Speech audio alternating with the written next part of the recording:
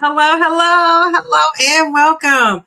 It is Friday. I can't believe it is Friday, and I am on the live stream. So those of you who are have been with me for a while, you know I used to go live on Friday. So this is Friday Night Live. I remember I used to sing that song, Just Got Paid, which I didn't. What's today? Well, maybe I did. Just got paid Friday night. The party's jumping. I'm feeling fine. So, what are you guys doing on a Friday night besides hanging out with Didi? What is up? So, who is in here? We have Mail to the B. She says, "Good evening, Didi and friends. Congrats to our Diva on 2 years. Yay! As a YouTube creator in 2 years on Mounjaro. Yes, yes, yes. I love that. Thank you. How about that? Then she's telling you to like and share and subscribe when you come on in. If you're in the chat, you're already subscribed. So we love that. Who else do we have here? Keisha. She says, hi, Diva, Mel, and everyone. Mel is on it. She's in here doing her thing. Tammy, how are you, Tammy? Welcome back. She's saying hello. The real MVP. How are you? She says, congrats on 2 years. Thank you. Carla. She says, good evening, Didi. Happy Friday, everyone. What's good, y'all? What is good? Oh, my goodness. She says, I hope I'm in the right live. Congrats on 2 years. I think you mean like the mobile chat versus the what do you call that? I don't know what chat. The horizontal chat versus the vertical chat. All right, so we got. Oh, I didn't scroll down too fast. Wait a second. I'm missing folks. Okay, wait a second. We got I thought I saw Mayor Mindy. How are you? She says, hey, hey, hey, I'm now in the official horizontal chat. Jeez Louise. We got Round Mound. What we on this Friday evening? Round Mound. We are celebrating my 2 years on YouTube, and we're also celebrating my 2+ years. And it's a little bit over 2 years, like 2 years. I don't even think it's 2 years and a month yet. I've been on YouTube. So we're going to talk about how they're alike and some things I learned. And if you're a content creator or you're thinking about starting a channel and you want to know what I know that I've learned over 2 years, stick around to the end because I'll talk more about that. Let's see. Didi, she says, sending love, Cat. I love the hat. Cat with the hat. Love it. Let's see who else is in here. Cat, remember those? We used to have those fun Friday nights. I love that. Jude, how are you? She says, hi, Didi and okay. Name Twin, what is up? How are you? Who else? Jamie, how are you, Jamie? Pep with Pam. What's up, Pep with Pam? How are you? I think that's everybody. Those lips, Didi, those lips are popping. Well, I am wearing, the reason why these lips are popping because I am wearing that Ruby Rose. So one of my gifts to the ladies was everybody lipstick. And I, just because red is my color, right? It's a part of my sorority colors, crimson and cream, red and white. We love that. And so one of the things I was so happy about on that Didi meetup, you guys, Mindy, you know this, I saw a lot of my sorors, not a lot, but I was running into folks at the Obama Center. So that was so cool. I just love that. So I put on the red lipstick and, I'm really not a fan of wearing red lipstick, but I have to admit, I like it. Now, some people in the chat, maybe 2 weeks ago, I was asking, what's a good red color? Because I don't really wear red. I don't really wear a lot of stuff on my lips either. I'm like low key. I like a good nude, gold, like subtle. So people told me Ruby Woo, and they didn't know they were telling me so I could buy everybody some. So if you ladies ever put on that red lipstick, send me a picture of yourself in it because we didn't get a chance to do that, but I just thought that was so cool. So yeah, I'm rocking the red lips. This is another thing. On that trip to Chicago, I bought this pen. Does it say Chicago? Yeah, it says Chicago. And I thought I was going to be looking cute write my stuff, and it hurts. Like these things, not for nothing. I think I'm like my daughter. We press down so hard. So I don't know if I'll be using this pen, but it is cute. Check that out. I just thought I like a good blinged out situation. So thank you for joining me. Oh, I see Miss WW is in the house. How are you? So, tonight we're going to be talking about one of the things I'm going to do is I'm going to show you my first live stream, because when I was thinking about all the things I've accomplished with my YouTube channel, going live was one of those things. When I started going live, maybe Dave on the Pen might have been live. I really wasn't watching Dave on the Pen at that point. So maybe he was live, but it wasn't a thing like it is to go live now. And I think people kind of, said, look at this girl going live. Let's go live. I'll never forget. I interviewed this one girl. She was my second interview. Her name she's still on there. She's like an influencer.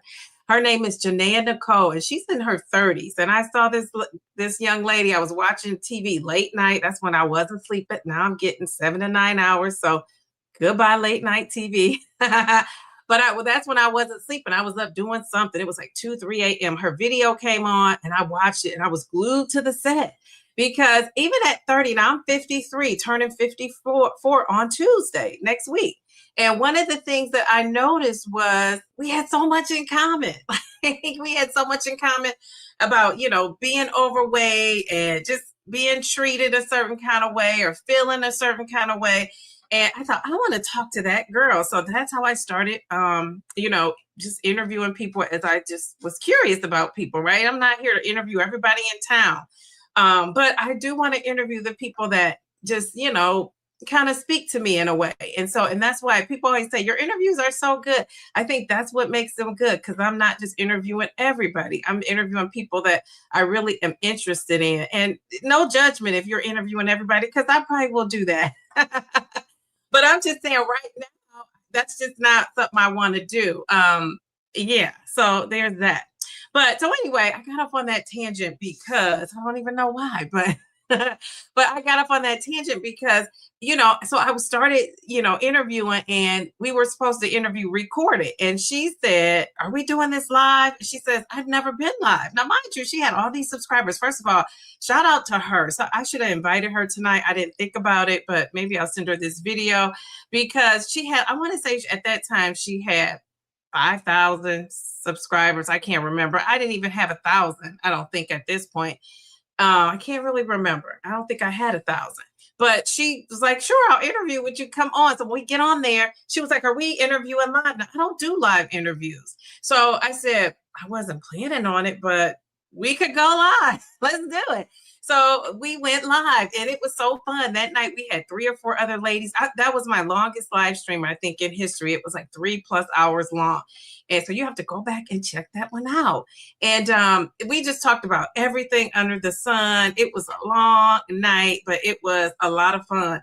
And so that was one of my first interviews. My very first interview was Mindy. And Mindy just recorded a video where she talked about, you guys, I'm going to put that on my community post maybe, because I want people to go over there and support her.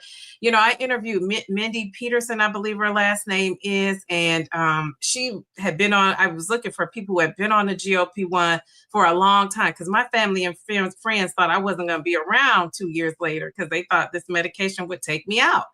And so I was like, I'm going to interview people that have, been able to last on these GLP-1s and go to the distance and show my friends and family that, you don't take the GLP-1 and then you're out of here, right? You can still hang around and, be successful and live your life. And so live your life. Hey, that song came to my mind. So I think that's Rihanna, right? One of her songs.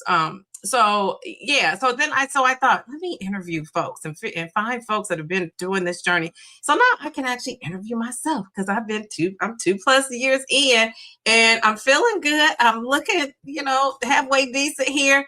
And so, my friends are like, oh, okay. Like they're the doubters, the naysayers, the skeptics, they are all taking a step back. One of the things I love too is I have 2 of my closest friends that, are on the GLP-1, journey, and they haven't lost like I've lost. And so I think that is kind of squashing the you know, the misconception that you just take the shot and that's all you have to do. Because we all know, if you've been on it for a long time, that might work for a little while, but it's not going to last for a long time, right? It's not going to be sustainable long term. Now, people, it's always exceptions to the rule. So whenever I say something, it's never all or nothing. You know, I mean, it could be, you know, the sun could shine on 15 people and one person could say the sun didn't shine on them. Okay. You know, it happens. It's nothing is absolute. So, you know, what I say don't apply to you, take it with a grain of salt, take what you need. The rest, you could keep it moving, right? Because everything doesn't always apply. So even when I'm giving out this YouTube advice, this is just my experience. This is not the end all be all. I'm going to tell you what works for me. Now, it might not work for you. With my Mounjaro journey, I'm going to tell you what got me down 88 pounds. I still have about 60 or 70 to go. So take what you need, whatever it doesn't apply, you know, that it might not be you. I want to make a PSA though, because I've had so many people, not so many people, I'm not going to say that, but I've had more than enough people since I've gotten a lot of subscribers here that come in, and you know what, I have to admit, nobody is mean to me, and I think that's because I am not mean, right? I'm nice, I'm pleasant, and I respond pleasantly. But I'm going to give a PSA because I'm tired of people telling me I should just diet and exercise. If I could diet and exercise, I wouldn't be even on this channel. And I have dieted and exercised, and that just did not work for me. But if it works for you, great, stick to it and keep it moving. And if something worked for me, I would be blasting it, sharing it. But if something didn't work for me, you know, I'll share that too. But I don't know that I go on somebody's channel telling them, you know, you just need to diet and exercise. Like, I don't know. It's just a special kind of person that goes on there trying to tell you that this is such a bad thing. You shouldn't be doing it, this, that, and the other. You know, it's like, you got time to do that? Do you really have time to do that? But for whatever reason, these people, they can tell me things that I said throughout my video. So they're actually watching. So there's that. Thank you. I'll take the view. All right. So let's get into it. I could get off on some tangents. You guys know me. All right. So one of the things, you know, I want to ask you guys is, on your GLP-1 journeys, if anybody is in here on their GLP-1 journey, have you ever gotten discouraged so far on your journey? I would love to know that. Has anybody ever been discouraged on their journey? And, you know, so I'm going to really talk about, you know, 3 or 4 ways that this is so similar to this YouTube journey. It really is. If you're interested in sharing your journey, you need to stick around, because I'm going to share that stuff.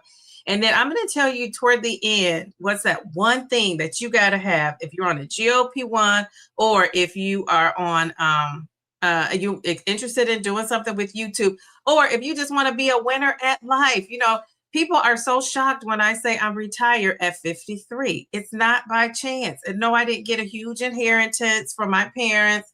None of that. You know, I've gotten large chunks of money doing things with the stock market, and I've lost a lot of money. I'm going to tell you, I've gotten a ton of money, and I saw it come and was excited. And then I tried to teach myself how to trade stock options, and saw it dwindle down. So I've seen money come and go, and it's something you have to have. Like, everybody has to have this to be successful. I don't care what you're doing. And I came out on top because I was able, you know, I'm comfortably retired. I'm not just retired, barely thinking how I'm going to make the next, you know, bill. I'm comfortably retired, which has helped me with YouTube, because I don't really need to be, you know, have all these sponsorships and this and that I feel like once people, you know, you can tell the people, to me, that I don't think they started for money, but I think eventually that money gets you, right? I don't know if it's the money or if it's the, you know, wanting to be known or something, you know, an influencer, as they're calling it now. I don't know if it's that, but it's like they start promoting everything.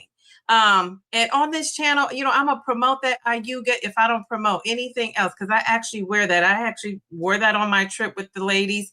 That's something I wear. So I'll be on the rooftop screaming Ayuga, because I actually wear it. I actually like it. I wear it out and about. I wear it when I work out. So I love Ayuga. It's some bigger companies that have contacted me. And because I don't need the money, I don't need the scale. I could buy my own $200 scale, $300 scale. Now it'd be nice to get it for free though. I'm not gonna lie, but for to promote your stuff and have to, them ask you to do this, do that, do this. I want to move on my own timeline. So I don't really accept that stuff. And then they also have to not only give me, some upfront money, they also have to give me a back end type of situation. And actually, there's a company that told me, no, thank you, ma'am. And guess what? And I said to them, it was a bigger company. And I said to somebody, I don't know who I was talking to, and I said, they'll circle back. They circled back yesterday. It was a different person in their department, but asking me about, promoting their products. So, and I see some of the different, people promoting stuff. And, if I've already said no, thank you. And, it's just, for me right now, I don't really have time to do it. I don't want to do it. But that's one of the things I'm going to talk about with the YouTube advice, because I just think it's things you got to kind of look out for when you're signing up to promote all this stuff. So there's that. All right. So I don't know. Did you guys answer my question? I could go off on some tangents. Okay. So, wait a minute. Oh, Pep with Pam says, I love watching you live. Thank you. I'm glad you're here. Nancy, she says, good evening, everyone. I was in the horizontal. People are in that horizontal live. Okay. So Christy says, hi from Tennessee. Meeting a friend for brunch tomorrow. She doesn't know I'm on tirzepatide and hasn't seen me since I lost 150 pounds. I'm already feeling awkward about it. And if she will say anything or not. So my question to you is, first of all, let me give you some confetti for losing 150 pounds. I mean, geez, Louise, that's just awesome. Wait, how did I get Shani up there? Well, Shani, hey, Shani. Wait, Christy, we're back to Christy. Wait a minute, Christy. See what this StreamYard is just doing to me tonight? Okay, here you go. Christy, okay. I want to know, how are you going to handle that? How are you going to handle that? One thing I will say to you guys, and I think I've said this before, but the size I'm at now, unless people have seen me like over the last couple years, people are used to seeing me at this size. So I don't know if mentally I'm stuck or this is like my set point, but so this size is kind of no surprise to people who haven't seen me in a while. Like I'm usually, I hovered around this size. So yeah. So if I saw somebody who hadn't seen me in some years, they'd probably just think, oh, Shay just looks like herself. But people who've seen me get to that over 300 pounds in the last 3-4 years are probably like, geez, oh man, she looks good. So yeah, so there's that. So I'm interested in knowing, girl, what are you gonna say? What are you gonna say? Okay, Mel says, happy Friday, Diva. Oh, not Mel, Purple Flower, my twin. How are you? Rita, how are you? How are you? Doses of Shani. I clicked on your pic. Looking good. I always say that with that pose is everything. Perfectly Pamela. How are you? How are you? Let's see who else is in here. Did I say hi to my name twin Shay? I think I saw her. Bella, how are you? How are you? Okay, all right. It's so funny when we were on our DD's meetup. Mel was imitating me, and I thought it was so cute, so on point. Geez, Louise. Okay, so Sweet Bees, he says, I'm feeling discouraged during a 4-month stall. I had to let go of letting the scale determine how I was feeling. Yes. Okay. So you were feeling discouraged during a 4-month stall. Those stalls are no joke. They really are. And what happened for me is I just tweaked some things, that I was doing. So I'm going to have to do that now because I feel like, well, I don't know if I have to do that now. I ate out all weekend in Chicago. One thing I love about being with those group of ladies. So let me give a shout out to Mail to the B. Let me give a shout out to Perfectly Pamela, Simply Taisha, MVP, Cookie texted me. She can't be here tonight, but she's going to be watching the replay. Shout out, Cookie. We just love her. And Mayor Mindy, the beautiful Mayor Mindy. And so one of the things I loved about that trip, and I'm telling you this, the Christy who just told me about meeting her friend, when we met, nobody was looking at it. Well, I don't know. Were you guys looking at my plate? We weren't looking at each other's plate trying to see what we were eating. Seriously. It was just such a good vibe. It's like you ate what you ate, whatever you had, we shared food. Yeah, we laughed, we joked, we came, we saw, we conquered that Chicago. And I just love it. Was not judgment. You know, you didn't feel judged for whatever you were doing and however you were doing it. It was just beautiful. So I love that. And I wish women could stay like that. That's the problem. We can't ever stay like that. But I mean, it was a beautiful thing in Chicago when we were there. So I love that. So there's that. So, you know, hopefully that friend, I would let her give you all kind of compliments, tell you how good you look, build up your confidence. And you know what? If you wouldn't share, like, I'm on blood pressure meds, you don't have to share that. Now, she's asked you what you're doing. That's to me where I feel like I don't have to divulge it because it's medication, right? But I feel like sometimes, depending on who the person is, like if it's a person who I think maybe this will motivate them to get their journey going, I share it. I tell everybody, you know, it's like, doesn't really bother me, but I get if you don't want to.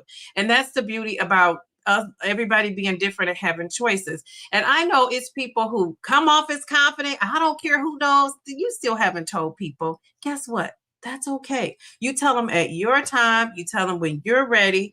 And I think people in the back of their mind still think it's judgment and they still think they're cheating. They might say they don't think they're cheating, but I think people still think that, you know, it's like, I don't want her to know I got support, or I don't want him to know I got a supplement or used a tool. And I think for me, I don't want to pretend because I might have to pull out my injection one day. I really don't care. I'm telling you. Now, I'm not going to say totally I don't care, because I do care about people's feelings. Now, if you know me, you know when I'm saying I don't care, I know people are over there who know me personally behind the scenes are like, yeah, right. I do care. I do care about people's feelings and stuff. But I'm at the age now where, you know, somebody might upset me and I say what I need to say and I keep it moving. Do you know what I'm saying? Like, I don't dwell in it. I don't dwell on it because I know I lead with good intentions, and I know I may, you know, do things to try to be positive, and people could take it a different way. One of the things I'm learning is that the more you grow, the more haters you get. Why is that? I mean, when I was here with my when I was here with my little 500 subscribers, I was getting hate too. But not as much as I'm getting. And when I say hate, I just mean people here and there nitpicking everything you say and do, making a mountain out of a molehill. You know, one of the things I will say, and I'm to anybody who wants to be a content creator, or anybody who, whatever you're doing, I don't advise people to really go live. I think people are going live because they want to get views and more watch hours. And I know that's a thing, you know, and I know it was out. Like, that's how, you know, I told people that's how I got my watch hours. I went live. So now all these people who have been on YouTube are like, yes, Downsizing Diva did it. Go live, get your watch hours. That helped me. But beyond the watch hours, you have a lot of opportunity to annoy people. When you're just in your edited, cute little videos, you could cut out things you say that somebody might like. You could cut out something that might tick somebody off. If you give a fact that's not true, you can edit that out. Live, you can't really do that. And you can go back and I could cut stuff out after the fact. And I have done that in the past if I felt I needed to or wanted to. But when you're live, it's like you're in living color. And you also get to see somebody's temperament, right? If somebody came in here and said it made a negative comment, am I going to go? Or am I just still keeping my composure, my cool, my calm, my professionalism? You know, everybody can't be live. And all these folks want to be live. And it's like, you know, it takes a special somebody to go live and do well at it. And so that's why for me, I think I was very organized. I'm going to show you my first live stream. I mean, I look back at this live stream and thought, this is why you got to stick to something. Because I wasn't even, and I don't know that I'm great now or whatever, but I was not good during my first live. I didn't even know I was live.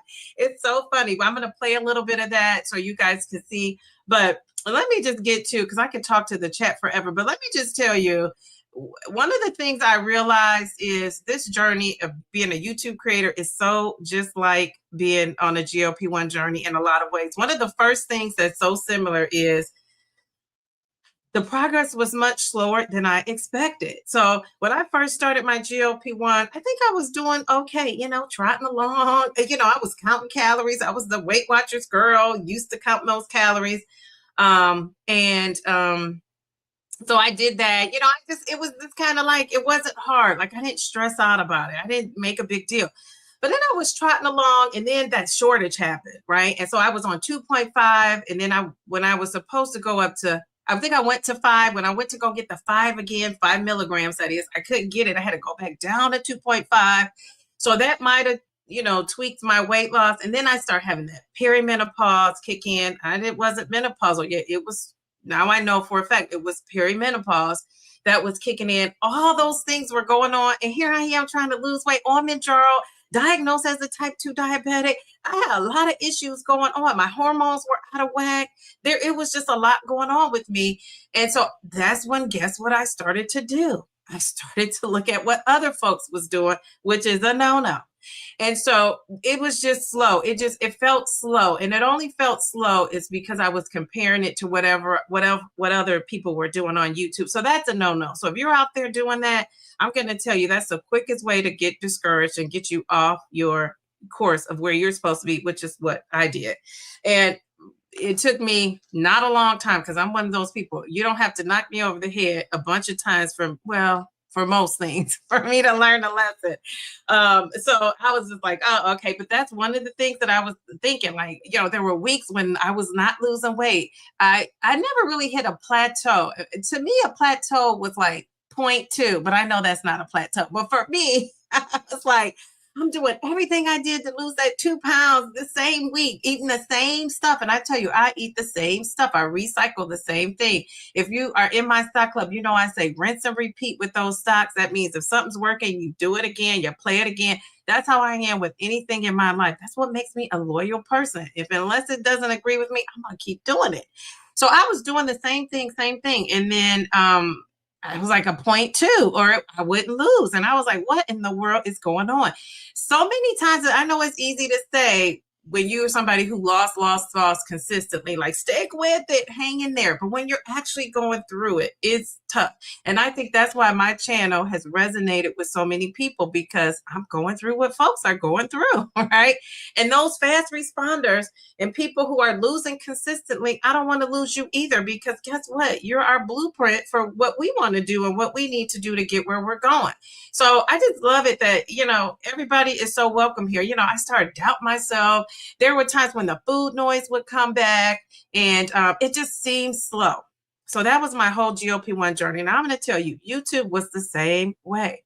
When I first started, I remember the first time I went live, I said, I'm going to go live. YouTube was encouraging you. I don't know if they're doing that now for you new people, but they encouraged you to do a membership. They encouraged you to do everything the platform has to offer. And I'm one of those people. I'm doing it. If they say, do it, I'm going to try it out. Like, why not? So I remember I started memberships and people were saying, oh, we're not doing memberships because people can't afford that. And I said, well, it's people who can, I know people are paying a ton of money for this medicine, but there are people who can afford to become members and want to support your channel and probably want to be members. So I stuck my big toe out in that water. I didn't stick my big toe. I swam in the ocean and started my memberships. And all the people that are criticized that and said, oh, don't do it, they're doing it now. So you're welcome. Okay, so that was it. So I said, if I get 50 subscribers, I'm gonna go live. Or if I get 50 subscribers, or if I lost 50 pounds. Well, guess what? Which one do you think happened first? Yeah, it was the 50 subscribers. So I got 50 subscribers. So I went live for the first time. I'm going to tell you, in hindsight, I would go live up until I got to my watch hours. I don't think I would be live like I was. I started off lives on Wednesdays. That was at 7 at the time. I ended up pushing it back to 8:30. It just, people who were coming to the live thought that was a better time for them. So I always had a Wednesday because, they said that was a good day to go. So I went. I said, oh, okay. So I started on the Wednesday, and then I was trying to get to 50 pounds down. It was around Thanksgiving. And I said, geez, oh man, I cook a big Thanksgiving meal. I'm cook for my family. And I thought, if I can make it through and still lose weight during Thanksgiving, I'm a bad mama jamma.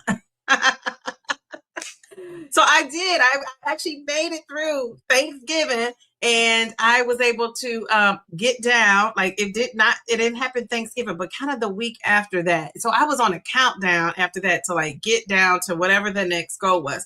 So I was like, I'm gonna start going live on Sundays until do a weight loss update. So I was doing that for a long time. And then Friday nights, one day I remember it was in January, I said, one of my ex-boyfriends, I think, called me, and I thought, any other time, I kind of dabble back in with the ex. I'll circle back. And when I turned 50, I said to myself, I'm not circling back. I've stuck to that. I've had ex-boyfriends call me. I've had the same phone number for 32 years. So anybody could just hit me up. And that's why I don't give out my phone number to everybody, because, I'm not proud. I'm probably going to have this same number 30 years from now. So I had the same number. So I'm like, okay, I'm going to date. I'm just try to date. So we started on Friday night talking about dating. And so much came out of that. I stopped that because I got so busy. So now, mind you, I'm live 3 times a week. I'm live on Friday night. I'm live on Wednesday night. And I'm live on Sunday afternoon. And at 2, I was live Sundays at 2. And I thought things started going on with my dad's health. My daughter's schedule picked up. I was just, tired from school, teaching at the full-time teacher. You always have work to do at home. So much was going on. So I thought I'm going to move some of my live streams off platform, off YouTube. And that's why I started my inner circle, which is not on YouTube. It's not exclusive. Anybody can really join it. But it's a small group of us. And I mean, we really have gotten to know each other, which I love that. And I started a stock club. I thought, why don't I start all this stuff? So I had a lot of things going on. And before I stopped the lives 3 times a week, I was also doing that stock club. So I, just had so many hands in the pot for everything. And I thought I got to kind of, scale back. But in the meantime, slowly I'm growing on YouTube over time. Now I'm going to tell you, now the videos I'm producing, I think are excellent. As far as, now I'm not a professional. Somebody asked me, am I paying an editor? I am not. I'm editing my own videos. And I think I do a darn good job. But I thought I was doing a good job last year. And I was so excited when I would add B-roll and this, that, and the other. And now I'm on a whole new level. And actually, I could be on a different level too, but I haven't gotten there yet. You can always advance. And I thought, this is so slow. Like my subscriber count, I finally got to those 1,000 subscribers. I mean, it took over a year for me to get that. And, I have this one person who reminded me that she had her subscribers. She had 500 subscribers, after she was only 3 months in. I think it probably took me like 6 or 7 months to get, my 500 subscribers. But now I think I'm past that person who said that. There's that. So it's so funny. It's like I was growing so slow in my mind. Now, according to YouTube, there are a lot of people who don't even ever make 1,000 subscribers. So I'm just thankful, grateful, and blessed that I made 1,000. So if you made 1,000 or you're close to that 1,000, give yourself a pat on the back. But if you're somebody who's a content creator and you're going slow, people are going to give you all kind of advice. Don't do this, do that. Don't do this, do that. You have to find what works for you. I say find what works for you. And there is no right way. It's your way. It's your way. And whatever I say, it may not work for you because guess what? My personality is different than yours. I think that's the ingredient people don't, realize, that I'm also coming with who I am as a person in my personality. You might not have my personality and I don't have yours. So we're different. That makes us different. And so I think that you got to take that into consideration. So I see a lot of things going on I would not do. And I've done a lot of things I would not do again. But that's the beauty of experience. You learn from it. So there's that. So if you have questions about the content creator stuff, hold on to them because I am going to share that.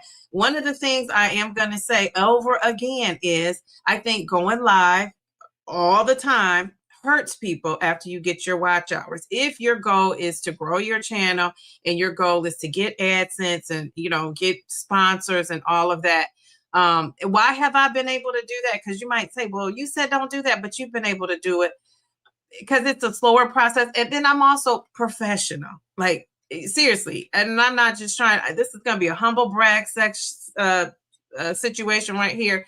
But one of the things I am is I present professionally. I don't curse on here. I, speak, I guess, well. And so sponsors like that, right? I'm positive. I'm bubbly. Now, you can ask the Downsizing Diva people who met me. I can have friends come on here and tell you that is just how I am in my real life. This is not an act. There's no way I could come on here as much as I've been on YouTube and pretend to be somebody I'm not. I just couldn't do it. And not for nothing, it's tiring to do that. So I wouldn't want to do it anyway. I couldn't keep it up. So those are the things that work for me. Now, maybe if you're somebody I always call it a baby Wendy Williams, where you're negative, you're messy, you're talking about people love that too. If that's what you want to do and that's what you like, do that. But you might not get you might get Ayuga, who doesn't care. They just want you to wear her clothes and lift that bottom in the backside. You just be promoting that. But if you want to promote some higher end things, you want people to, lots of companies to reach out to you, then I think you kind of have to be, you got to represent well. So that's it. That's all, I mean, I don't know what else to say about that. But so I'm going to tell you, one of the things that surprised me is kind of like weight loss. Sometimes on my weight loss, when I had like stellar weeks and dropped 0 pounds, even gained sometimes. Same thing with YouTube. I thought I had a video. I'm like, this video is going to do so well. I just love it. It flopped, as far as what we think a flop is. Nowadays my videos are getting tons of views. It did not start out like that. It really didn't. If you go back and look at some of my earlier videos, they have 200 and 300 views a year later. Whereas of now, I have some videos that's 2 months old with 30,000 views. So there's that. I mean, so it's like, you can't give up. But what I just say is don't give up. You stick to it. But you got to stick to something. One of the things I learned, unless you whatever you start off with on YouTube, they put you in a box, unfortunately. So whatever box you start off in, keep that box. Now you can switch up and I want to talk about retirement. I want to talk about stocks. Well, guess what? I'm going to have to start a new channel for that. YouTube is not going to push out my videos if I'm talking about that while I'm talking about this GLP-1 journey. Even this video tonight is a stretch, but hey, this is a community, so I really wanted to thank the community also for just hanging in there with me. Now, I see I have 45 comments, so let me go on in this bad baby and see. What are people talking about? Jeez Louise, I see, wait a minute, I think I saw, wait, Sydney, she says, hi, Dee Dee, you look marvelous. Thank you, I appreciate that. Okay, so what are you guys saying? I see people speaking to each other. Bellflower is welcoming people in. You said, whatever my friend says will have good intentions. I feel like if one of us doesn't bring it up, it'd be like the elephant in the room, probably overthinking. If she asks, I will tell her. Okay, so I would too. That's what I would do. I didn't want to tell you to do that, but I would do that. But again, I'm one of those people that, I go on Oprah and say it. All right, Angela, how are you? Angela Anderson. So pretty pic. Perfectly, Pamela said, I kept it to myself at the beginning to avoid unnecessary judgment, but now I share because I know it can help someone else. And if some choose to judge, that's on them. Yeah, I just don't really care. I don't really care that people judge at all. What helps me is when I'm battling negative self-talk is to ask myself, would I say it to a friend? If the answer is no, then I shouldn't be saying things to myself either. Yeah, that's very true. I love that. I'm an overthinker too, says Nancy. You're probably right about good intentions. Sometimes concerns come across as criticism. Either way, I don't want to hear it all the time. Yes, and I like the way you brought that up. I think a lot of times when people say something, I'll never forget. I reminded this subscriber that they were a member at the time. This is like way when I first started. And I reminded them that I was having this, this member meeting for members only. And that's another thing. I used to do more members only stuff. So I need to kind of get back to that. But so I was doing members only. And so I just reached out, told the person, well, she was like, I'm not a subscriber anymore. And she went in. I didn't know. YouTube does not. Let me give you a news flash. For anybody listening in the bushes, in the back, at your church, in your car, wherever you are, you're catching this replay. YouTube does not now. If they alert you, let me know. DM me. You can DM now. How about that? email me, let me know. They don't tell you like, oh, you gained a new member. I don't get that notification. How I find out most of the time is somebody will leave a comment. So I said, I'm going to be more on top of that once my summer calms down and, where I'm supposed to be working. Now I can be on YouTube a little bit more with the back end kind of stuff. And so it doesn't say. So I see in the comments, I'm like, oh, this is a member. I didn't know they joined. It doesn't say, ding, ding, Dee Dee, you had a member. I don't get that notification. I have to go and look for it. And I don't go and look for it. It's really not even convenient to me to look for it. Now, you might be saying, yes, it is. If you have a lot of subscribers, or if you're somebody who's paying attention to the money of it all, maybe I don't pay attention to that. And and that's my fault. I need to go and search those so I can welcome those people. But because I stream on StreamYard, like right now, I don't know who's a member or not, unless you were to give a super chat or unless you were to do like one of those member only comments. It doesn't tell me. And I don't like that StreamYard. I said, I'm going to be talking to the StreamYard folks once I retire and, and not work. But when school starts back, I'll just be, here on YouTube. So I'm going to be reaching out to them because I don't think that's a great feature. I think you really need to know. So yeah, so that would be helpful. Okay, so Bellflower says she loves Pamela's content. She's happy that she's sharing it. I am too. Carla says, I think you should consider some deals for sure. The issue I have, I'm glad you brought this up. Okay, the issue I have is that some of the influencers are selling stuff like Ron, I don't know who he is, infomercial, and start selling too much stuff at one time. True, and I don't like that either. But to me, I'm going to say, I'm so glad you brought that up because that's one of the things, I have like a little inner circle group of people. I say to people, it's like 3 or 4 people that I trust enough to tell them something sometimes. And I'll ask, is this something that aligns with my brand of Downsizing Diva? And like one time, I'll tell you guys, this pillow company reached out to me. Now, at that time, they were like, we're watching your channel. Da, da, da, da. They were like, and it was a great idea because I was trying to get sleep. That's when I was always talking about getting sleep. In the big scheme of things, they just wanted me to give me the pillow. That's it. And then I said, well, I need something for my audience. Can they get a discount? And then they said, well, they could give the audience a discount, but they could only give me the pillow. Now, I'm sorry, but I want to say that pillow, it might have been $100 or whatever, but it's not to me. For me, I'm going to say for me, because somebody might be a content creator out there and promoted the pillow, and I don't want to make you feel bad. But for me, because I just don't think that I'm not going to make a video for you that you could cut, slice, dice, play out, 10 years from now and re-promote it and all of that. And all I got out of it was a pillow. I'm just not going to do that. Now, somebody else could do that. And if you're a smaller channel, you might want to do that, right? Because that little bit helps. You're probably not, you don't make a lot of money on YouTube. So I get it. It's no judgment. I'm just saying what I wouldn't do. But I think what people have to realize is that that's where the YouTubers get their bread and butter, is the sponsorships. And some people might say, well, because I'm not getting paid a lot of money on YouTube, I'm going to take the calvitation machine. Is that what it was called? I'm going to take the scale. I'm going to take the pillow. I'm going to promote, whatever. I remember Temu reached out to me. I have another bigger company that reached out. It's like some kind of like beauty kind of company. I'll say that much. And I'm still thinking about doing that. But do I want to be like on Instagram on this and that? Like, I don't know. I just don't really see that for myself. So I have to say to myself, as private as I am, do I want to be out there promoting all this stuff like that? I don't know. Temu, I decided not to because the clothes everything is so cheap anyway. I should say cheap, but on the inexpensive end, that it wasn't much of a discount, right? I mean, I go on Temu. They send me an email saying 90% off. I mean, how much more off can you get? If you're giving me 90% off, how are you making money? And what is it costing for you to make that? So, so I wonder about that. So I say that to say, I'll always say this about Countess of Shopping. You know, people get on her. I don't know if she's making infomercials. I don't think she is, but people get on her for all the promotion and stuff. But she's Countess of Shopping.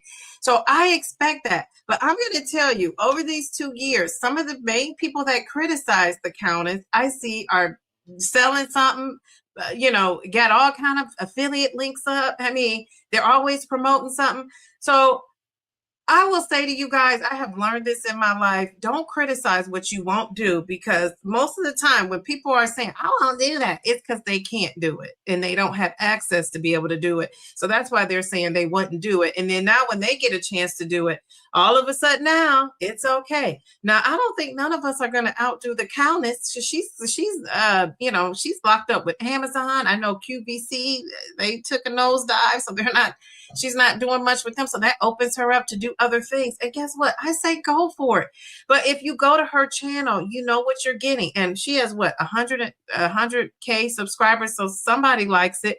And to me, when I go to somebody that I really like and they promote things, I just don't buy it. I mean, I don't click the link. So it just doesn't bother me. But I don't want to be one of those people that you go, oh, there she goes again, promoting that again, because I've heard it enough where people are saying that about other people. So I don't want to do that. But if I got to the point where I really believed in something, I'm going to do it. And you know what? I'm just going to have to trust that you guys are going to say like, hey, Didi, enough is enough. Or you're just going to say like, I'm going to watch, but I'm just not going to buy it. Now, there's a thing on YouTube now. I just joined. It's an affiliate thing. And I didn't know what it was. I'm still trying to set up my Amazon store. I have an Amazon store. I haven't really set it up yet. I started it. I mean, you can ask Mel about this. That's been months ago. Mel always reminds me I'm not the best promoter of myself. And I'm thinking, God, I don't have to. You know what I'm saying? Because I could see where it could just be like, gosh, Didi, you're promoting everything. Now, this company right here, Firmu, if you want my glasses, get that link in the description. That's something I would promote, because guess what? I'm going to wear it. If you could get 10 or 15% off, I'm going to be buying some new glasses from them here pretty soon. My daughter has glasses from them that her godmother bought. Use my link. Those are the things I don't mind supporting, because I'm on here. I'm using it. I'm not just doing it because, oh gosh, I could make some money. I'm doing it because, hey, I'm wearing that and I think it's cute. I think it's nice. So those are the kind of things I want to promote. But as I open myself up to like retirement and having more time on my hands and can actually like talk to these people, part of the problem too is I'm just so busy. I get these emails, I don't get back to the folks. And so there's that. And then when I hit them with my expectations, my demands, they're like ghosts, right? And then I said, even these bigger brands, you know what? You'll come back. And they have, just yesterday, was it yesterday or the day before? That big brand that just gave me the deuces. Now they're contacting me again. And so, we'll see if they don't, want to do what I expect, then I just won't do it. And so I'm so glad that I'm in that position where I don't have to feel like I have to do something, because this is the only way I can make money. So I will say, people who promote things, go easy on them, unless they're trying to be mini countesses and they copied her. That irritates me. As you can see, I get irritated when people criticize and then they turn around and they do what they criticized you for. And a lot of times they don't even acknowledge, like, yeah, I know I criticize people, but now I'm doing it. They'll say, oh, I changed my mind. And they kind of make excuses about why they're doing stuff after they criticized you for doing it. So I don't really care for that. That just kind of grinds my gears. So, and that Countess, you guys know Countess interview with me. I just like her. I like her spunk. I just think she's professional. She reminds me of one of my favorites, Wonder Woman. So, and I just feel like people hate on her for doing what she has her channel name. So I say, don't go to, if she has a live and it's an Amazon live, don't go to the Amazon live if you don't want to buy stuff. But when she's on there and she's hitting you with the facts and reading these articles and tell you what's going on with Zepbound and Mounjaro and all the things, then go there. So I just kind of pick and choose. So there's that. Okay, so you guys got me off on a tangent. Reset with Anissa. How are you? Oh, my Sora, how are you? You're 20. I'm new. 20 weeks in and 20 pounds down. I used to feel like that was slow, but I'm comfortable with my pace now. I think that's excellent. Good for you. Good for you. Let's give you some confetti. All right. Very good. Very good. I love that. Very good. Okay. All right. So slow and steady does win the race. But now I'm saying, Sora, if you guys don't know, Sig Cruiser is my Sora. Now I'm saying, we didn't know each other before now, but that's the great thing about being sorority sisters. It's like, a sister from another mister. Right. So I say normal and steady, because what I think people think slow is like 2 to people think slow is 2 to 8 pounds, when really 2 to 8 pounds a month is normal. So there's that. So most of us are in the slow and steady and normal and steady range, and we think we're in the slow and steady range. All right. Okay, so Shawnee says, exactly, can we just be ourselves? Yeah, and I think you can be yourself. And you know what? It starts out slow, and people will eventually, you have to just stick with it, is what I'll say. You really do. Absolutely, you will find your tribe if you are authentically yourself. Be who you are. Absolutely. That she says, I don't know that you missed anything. I was congratulating the newer ladies on their progress. Yeah, so you're a content creator in another genre. I consider starting a channel about my journey, but decided against it. I'll just watch you. So so who are doing it? Yes. And you know what? If you started another channel, some people, because I know, I'm just going to say the count is, because before she was GLP-1, she was doing keto and stuff like that. And she had a following. And if you look at some of these bigger content creators that were content creators and have lots of subscribers, over 10K, a lot of those content creators started off in another genre, and then they switched over and they kept their channel. But I don't think you're giving up cruising anytime soon. You could probably mix it in, like that one girl, Roslyn. She does GLP-1 content, and she also does what do you call that? GLP-1, and it has been working for her. Her channel has been growing. People love to see you traveling. So if you have a passion for traveling, that's a channel you could start and probably do well with. You said, and you still put out long form videos. Yeah, see, that's the thing I was saying. And I know Taisha used to always say, you're the hardest working woman on YouTube. And now when I really sat and thought about it, I was one of the hardest, and still am one of the hardest working women on YouTube. I mean, and my videos, I put effort, energy, and, I care about what's out, what I'm putting out.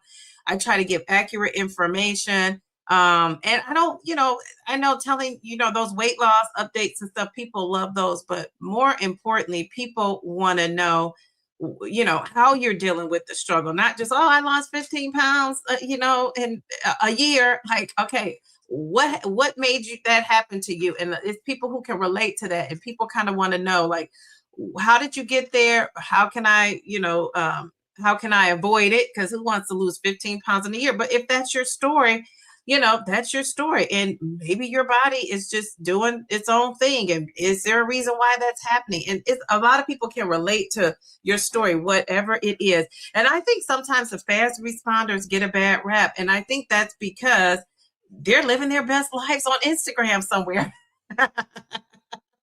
Many of them aren't on YouTube talking about the struggle of it all, because they haven't had a struggle. So there's that. But it's also, I always say, it's 1 billion people on YouTube. So there are a ton of fast responders that can relate to you and will be over there. Or people like me, who I'm not a fast responder, but can I do what you did to become a fast responder? Like, how are you eating? What are you doing? And for me, I've decided most of those people, I don't want to eat like that and do that. So I'm going to be slow. So you're not going to hear me over here complaining about it. I'm just going to, just say, okay, maybe now I need to speed it up for this reason, or maybe I want to do something different. But because I hear people say a lot that people complain about their weight when they know they're not doing the right things. Are you out there? You got complainers of it all. Jeez, Louise. Okay, all right. So wait a minute. So MVP, what did she say? MVP, she says 20 pounds in 10 weeks is great. And so is 20 pounds in 20 weeks. Those are great averages. Nothing slow about losing 1 to 2 pounds a week on average. No, but it's not. But I think once you're in it, that's the thing. So that brings me, let me go to my point number 2, because this is something that I noticed. It was just kind of like this GLP-1 journey, is comparison made me doubt myself.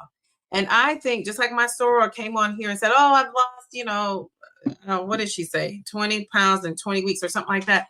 That is still normal weight loss. I think that, we either have experienced it faster ourselves, or we see somebody else who is losing faster. And I remember for me, when I started saying doubt myself, when I told you all that was going on, I was on 2.5, and then I went up to 5, and then the shortage happened. I couldn't get 5 again. I had to go back to 2.5.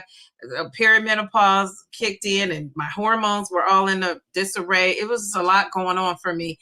And I started looking at some of the other girls that had started. These girls had started channels in February. Now, mind you, I didn't start my channel until June, and then I was only audio. I wasn't on camera. I was too private. I didn't want to be on camera talking about this, talking about anything. I didn't want to see myself on camera. So, so that there's that. But so I see these women and I'm thinking, tag, some of these people are like 50 pounds down already. And at that point I was at 30, and I was like, geez, oh man. And then I realized the one girl who I was, looking to a lot and watching her videos, she was in her 40s. Now, mind you, I'm at over 50. So I thought, why am I comparing myself to somebody fresh in the 40s and I'm 50? Like, it's just different. And so our bodies are different, not to mention so many other things could be different that I don't even know. And when I started to think about it in that way and change my mindset, like, there's only one me, so why am I comparing myself to somebody that's not me? And once I did that, that was kind of like in maybe July, August into the fall of 2024. That's when I started to realize, like, let me stop comparing. So be really quick. Let me just show you guys my first live stream. I don't know what you guys are seeing in the chat, but I want to show you my first live stream. Now, if this all crumbles down, don't hang up, don't log out. We will, and I'm not going to play the whole thing. I might speed up some things if I can. But my first live stream, can you believe this? Now watch how unsure I was, and let's just push play, Dee. All right, here we go. Are we ready? My first live stream. Jeez Louise. Okay. Here we go. First of all, look at me.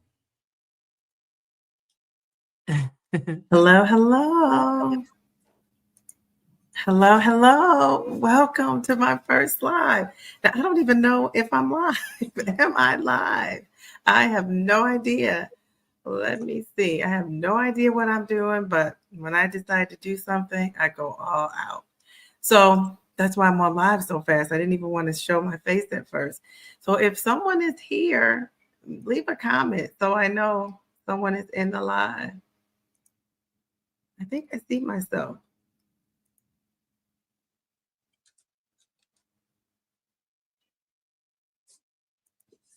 You see how I went? I don't know what I was doing.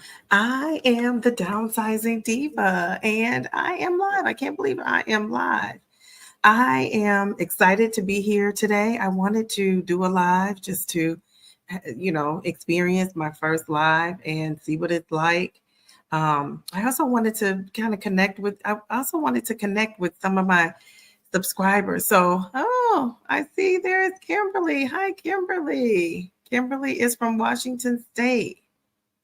Okay, let's see.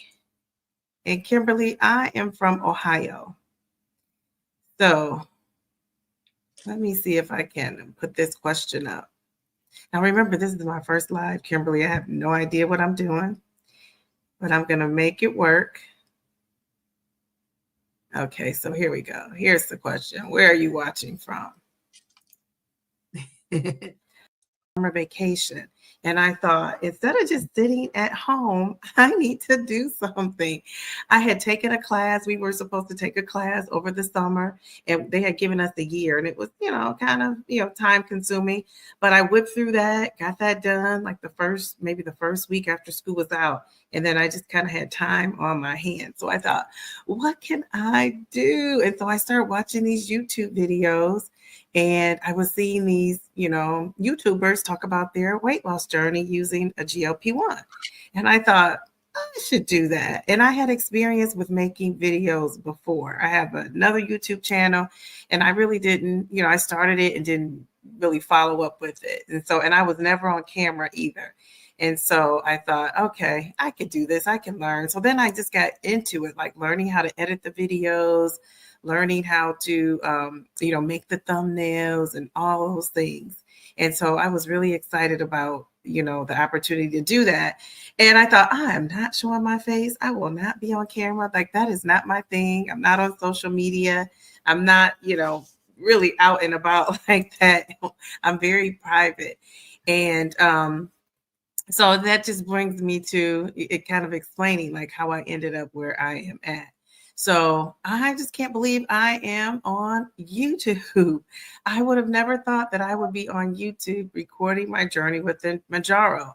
And like I said, first I started off just recording my voice, and I thought, I wanted more of a podcast kind of vibe.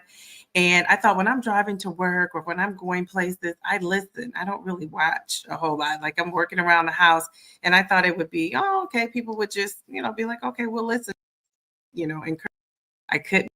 I'm going to share my story to pay me with their, and I don't entire story. I want to share my boot camp experience, because that's one of the things that led me to being on Mounjaro, and then my celebrations and challenges. And I don't know if you've seen my previous video where I talked about I'm challenging myself to see if I can get Eli Lilly to pay me with their stock. And so I did purchase a small little piece of Eli Lilly stock. And I'll show you that and show you how it looks. Now, I actually took a screenshot and, a picture. I have a box of, everyone in my family is slim and trim. No one was really overweight. So for me to be chunky, it was like, no. And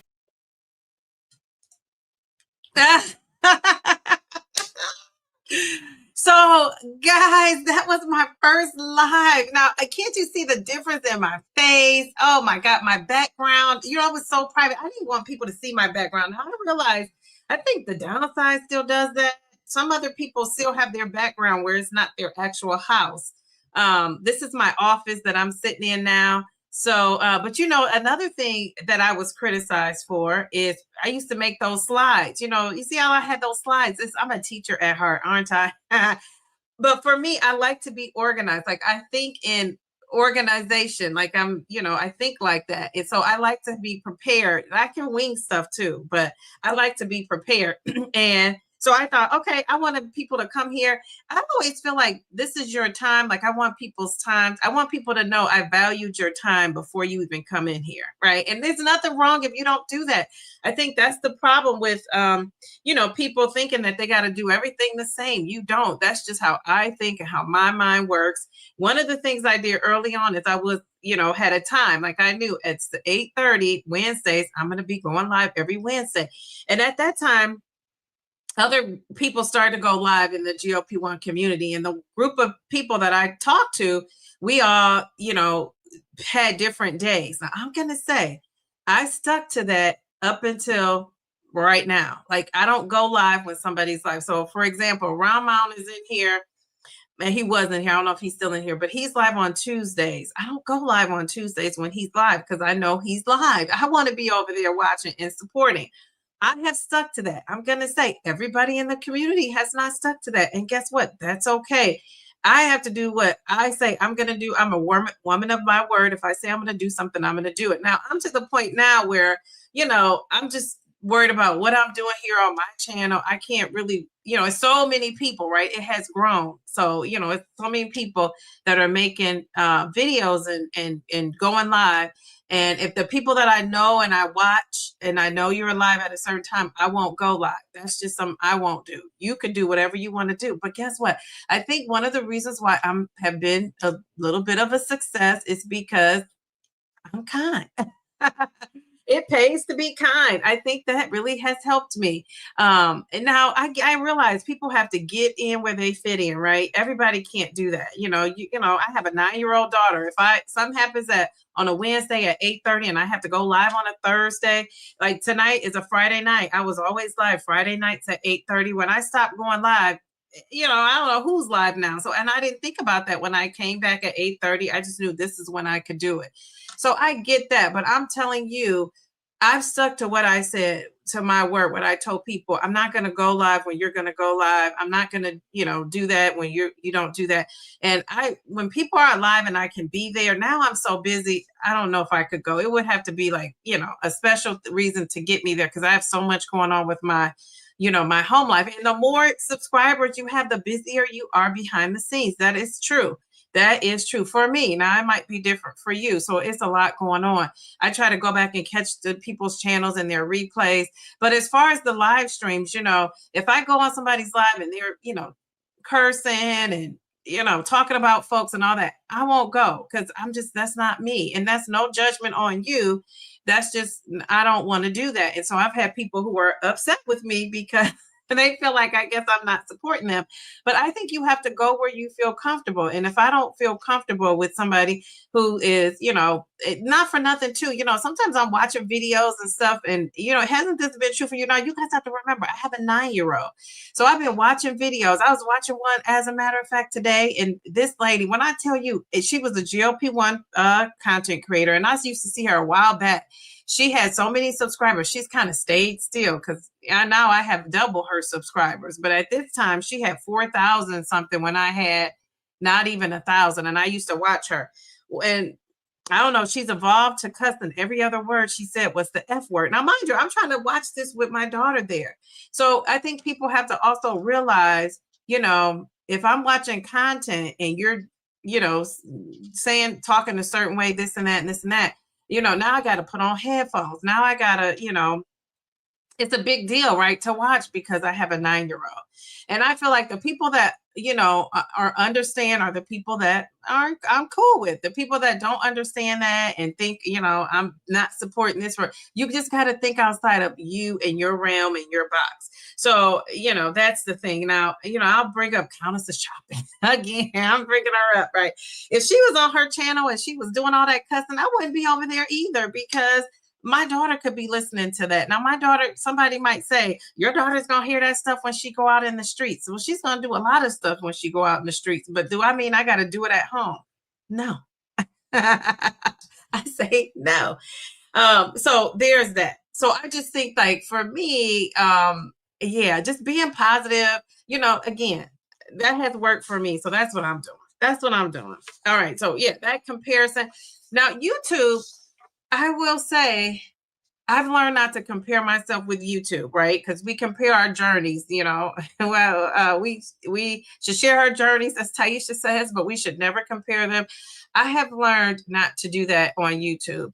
We're all different, Again, like I told you, a difference with me is I don't want to interview everybody. I want to interview the people that speak to me. And I have people in mind that I want to interview, and then I might go to reach out to them to interview, and then they will interview somewhere else. And then I was like, oh, okay. So there's that. So that's my thing. If you want to interview everybody under the sun and the kitchen sink, I think that's okay. Again, we're all different. I think that we have to just be okay with being different. I don't know if you know this perfectly, Pamela, but back in my first live, I was talking about perimenopause and menopause. So I was already talking about those women's issues and this and that. So, I'm going to give myself a lot of credit. I think a lot of things that people are talking about now in the GLP-1, I was one of the first women talking about a lot of these topics and bringing them to the forefront and talking about them live and researching things and coming with facts and not just my flawed opinion. So there's that. So that's the thing. So, and I'm going to tell you another thing too is I think comparison has some of these like young whippersnappers backing out of this YouTube situation. I think people come in and I could tell, I mean, I could spot these folks a mile away, the ones that come in, everybody who came in, and I said they won't last past such and such time. And I could tell because of the way they come in. It's like, the guns are blazing. Can you say that word on YouTube? And they come in and they're doing everything. They're doing the most. They're trying to be in your lives, promoting their channel and this and that. And they only come to your lives, mind you, to promote themselves. They're not really coming because they want to, make a connection with you or see how you're doing. They're really coming to promote themselves. And when I see that, I say, it's okay. They won't be around. They're going to burn out. And the people have burned out. You see these people, they're everywhere. And then all of a sudden they go. And same thing happened with me. Life happened. But one of the things that happened with me is I did not stop YouTube. I kept it going. I scaled back. But because I was doing so much, doing the most, and doing all those things, my scaling back was like a regular person because I was doing so much. So, and there might come a time, where I have to take a break from YouTube. So it's nothing wrong with taking a break. But I just think that people are doing that because they're comparing. They're thinking like, oh, I got to do all this. Like, I see, to me, going live, I've seen some people go live and just sit on those live streams and just talk for like 5, 6, 7, 8 hours and just talking. And I don't care if it's 2 people on there. It's like, dang, I wish I had time like that. Jeez, Louise.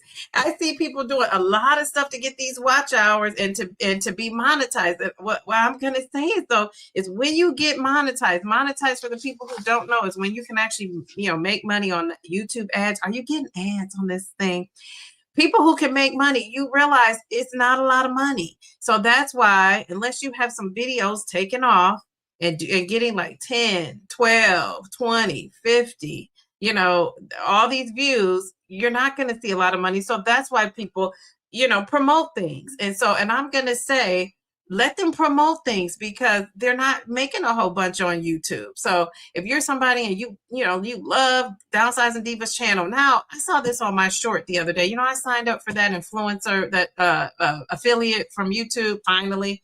And they automatically tag products that you talk about. And so I know that's by AI doing it, right? Because I'm like, how did they know I had all these products?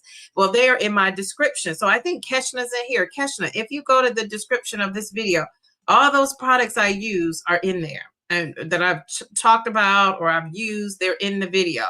I was going to email you and say that, but I saw you on here. So hopefully you're still on here, but I'll email you a video if you're not still in here. And so they put that on my short. I don't want that on my short video. I'm like, why did they do that? Like, and it's dead smack in the middle of the video. I'm annoyed by that. So I'm gonna have to figure out what's up with that. Cause I wouldn't have put, so if you see like a video I have and it has ads all popped up on there, Downsizing Diva did not do that. That was, what do you call it? AI, YouTube's AI, I guess that did that. Cause I didn't do that. So yes, Keshna, in the description of this video, go and you'll see it should be at the top because this is something YouTube is doing. They tag, Pamela, they tag all these products. I'm like, what is going on? I was so shocked. You see everything? Yeah. So yeah, that's where you go. Okay. Yeah. All right. So I'm glad you found it. Okay. Very good. So anyway, I think it's great, but I just don't think it's great to be all up in my grill. That's another word for face. Okay, so that was number 3. Okay, so that was number 2. So the third thing is, and then we're going to get to number 3. Okay, so you guys know, I mean, this can write itself. Motivation comes and goes. On this GLP-1 journey, I remember people used to talk about motivation. You don't need motivation, you need discipline. And I thought, I am motivated for my daughter. I'm so motivated for my family. I'm so motivated for this until I got tired. And then it's like, you need discipline. And to me, I don't like the word discipline so much because it reminds me of diet culture and all of the things that we hated about being on a weight loss journey. But what I do like is routines and systems put in place. So just when we were just on our Dee Dee's meetup trip, you know, we were out of our routine, right? I have systems, but I wasn't really using them because I was not in my regular routine with my house, my kitchen, my refrigerator, my food, all the things that I know to use, that, you know, and to do. And so I had to make some adjustments. So I would say to you, motivation is going to come and go. You have to have a system in place. And so one of the things I did, and I know people don't take their injection. Some people, when they go out of town, I took my injection. I was a day late taking it. I took it on Monday. I was supposed to take it on Sunday. Sunday, I was still in Chicago. So I just took it Monday. And there's that. It was fine. So if you're somebody who doesn't take it, that wouldn't be my advice for anybody. And talk to your doctor. Is your doctor saying, yeah, go ahead and skip a injection? And I think people do that because they want to eat maybe without being sick. They don't want to feel the side effects. You know, I get the reasons why. I just don't think that that's something we should be doing, but that's just my opinion. You know, I mean, and maybe you've gotten off of it and it worked just fine for you. And so, you know, I think that that's okay too. Becky, before you leave, I wanted to say, sending prayers out to I think you said that was your daughter, or was it your daughter-in-law? I don't know if you said it was your daughter or daughter-in-law, but I kind of skimmed that and I wanted to say that. So I'm going to be praying for her. Yeah, I'm going to be praying for her. I just think that that has to be tough. So anyway, Becky, have a good night and thank you for stopping in. Thank you for stopping in. Sending prayers. Is that your daughter? Was that Pamela, her daughter or daughter-in-law? I saw. Can't remember. When I pray, I like to be specific. I just think it helps. So Keshna, you skipped due to vacation, but not skipping. Okay. All right. Just to be skipping. You know, a lot of people are skipping just so they can eat more. You know what I'm saying? Like, that's what we kind of don't want to do. Skipping to eat more. And then motivation with this YouTube is the thing too. It's our stepdaughter. Okay, so I have to pray for her stepdaughter. Hate to hear that. So motivation with the YouTube is the thing too. You know, at times when I was like just doing the most and just thought like, oh my gosh, I even feel like that now. Like, I feel like I need to catch up. Like, you know, my Sunday video, I have it all what I want to say. I have it all like in my mind. I have some notes, and my goal was to record it before now. I was going to record it today and didn't get to it. So now I'm gonna have to record it tomorrow. And so I don't like being under the fire like that. You know what I'm saying? So that just kind of puts me back. So I said, one of these weeks, I'm going to, you know, just get organized and record multiple videos. And I had videos I previously recorded and decided I wasn't going to put those out. So there's that. So, but that motivation and that discipline. So I need to have a schedule set for YouTube. Like, I have a schedule set for my meal prepping and stuff like that, because there are times when, you know, I'm motivated to get a video out, but, you know, and sometimes it just doesn't work out that way. Hey, Miss B, you see, Keshna says she needs to move more. Okay, yeah, me too. Well, I am moving. I always can add more walking though, but I am getting that strength training in, so I'm giving myself credit for that. Miss B, what's up? All right, so the motivation. So this is the last similarity, and then we'll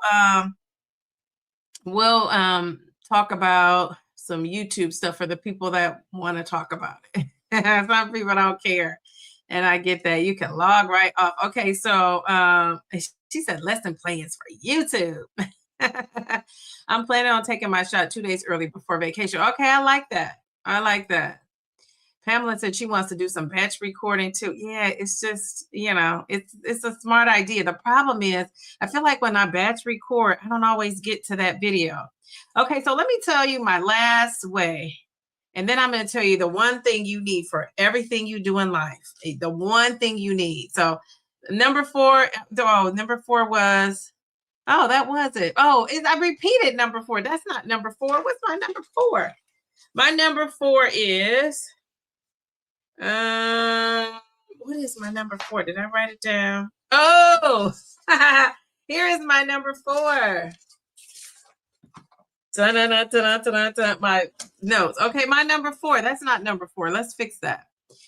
This is my number 4. And you guys will be able to relate to this. I scrolled in all caps. I'm going to keep this word in all caps. What do you think it is? My number 4. This is so true. For both, for YouTube and for the GLP-1.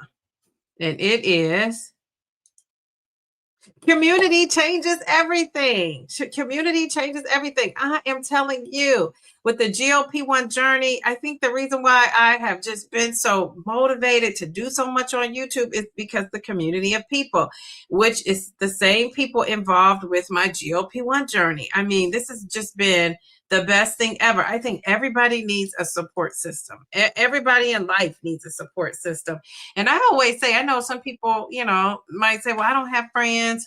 I'm not close with my family. Hopefully you found somebody on here to connect with. Let me take a drink.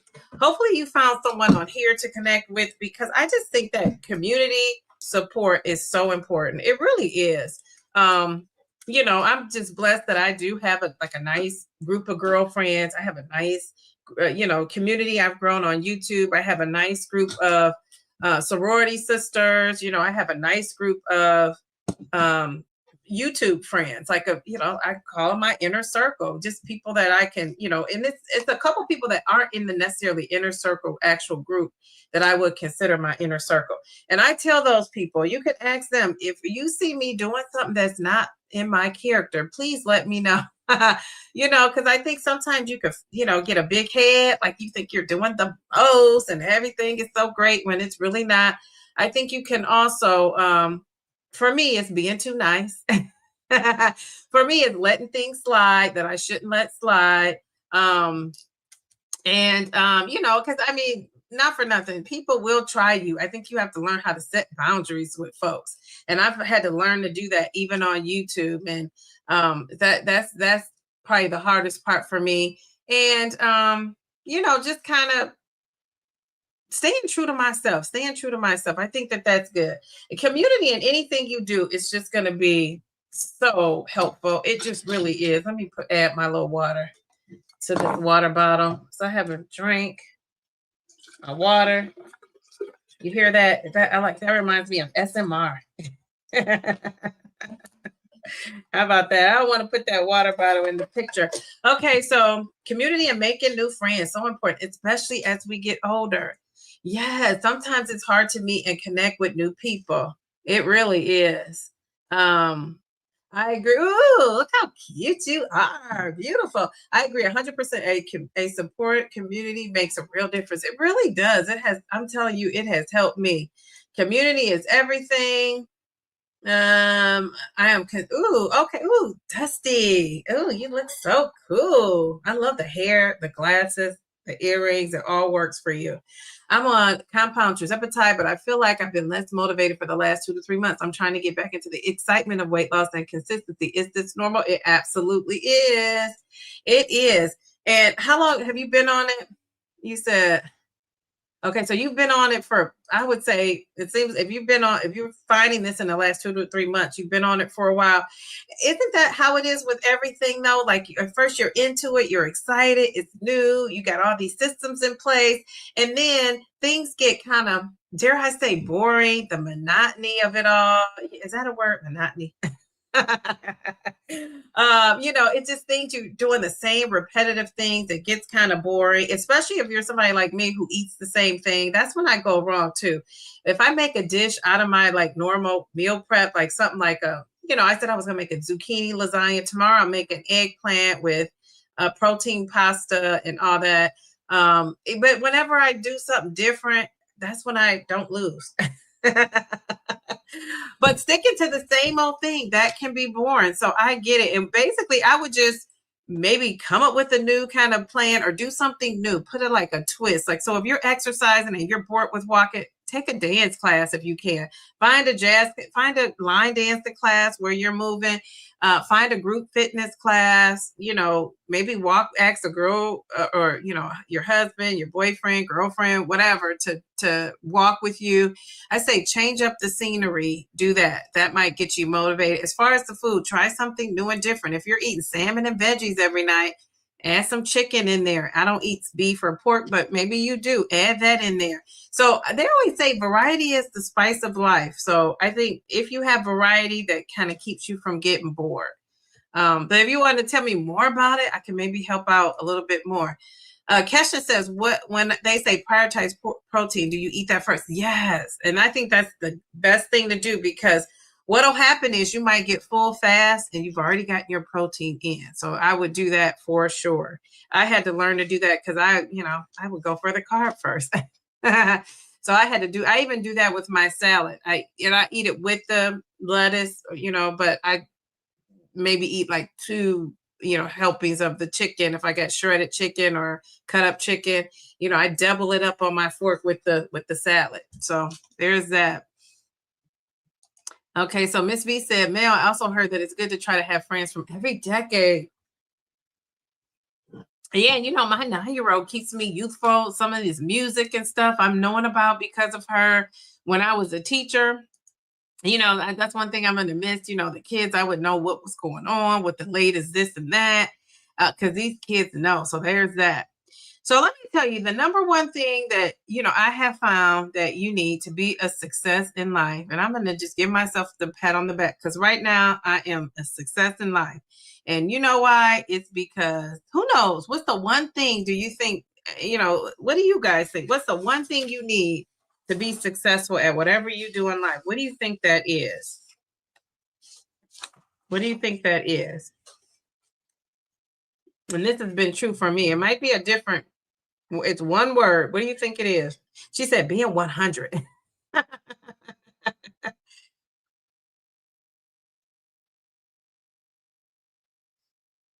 Okay, Mel says consistency. For anybody else want to take a guess? What do you think it is? I would dare say this is for everybody. I'm saying it's for me, but I don't know a successful person that doesn't have this. All right. Okay. Well, we got another good word. Resilience. Love that word. And Kesha says she cannot connect with the generation that's in their 20s. I've been trying, but they lack maturity. Yeah. Seriousness makes them feel like they have to be the adult in the, yeah. That's crazy. Commitment. That's another big word. I agree with you, Kesha. I say to myself, like, geez, oh man, just imagine this generation of kids coming up. They're going to be running the world. So, geez Louise, it's going to be hard. Let's see. All for love. She said, I'm thinking it's a she come. Good evening, everyone. I'm super late trying to play catch up. I love all the positivity. Thank you. We love that too. All right, Stacey says self-acceptance. That's a good one. Okay. All right, period. Determination says perfectly, Pamela.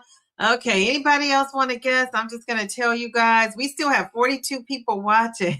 Thank you, 41 people. For the one person said, I know you see me. I'm dropping out. All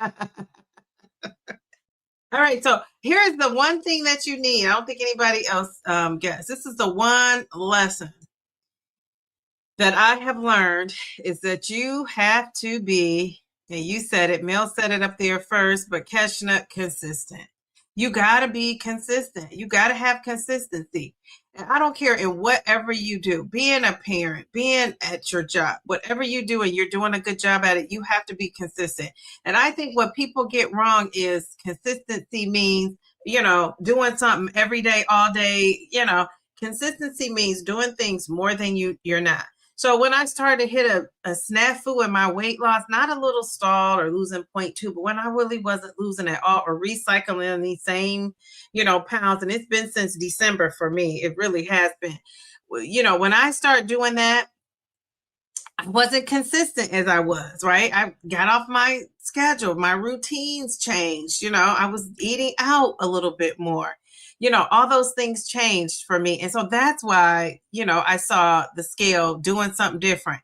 But when you're consistent and you're doing things consistently and you're not, adding in some snacks and treats and going off course, that's when you see the results of, what you're working for. And same thing with YouTube. The reason why let's celebrate, because I not only am I, you have grown my channel in this last year really, really well. I'm at 8K subscribers. So, the last time I looked, I think I'm more than 8K.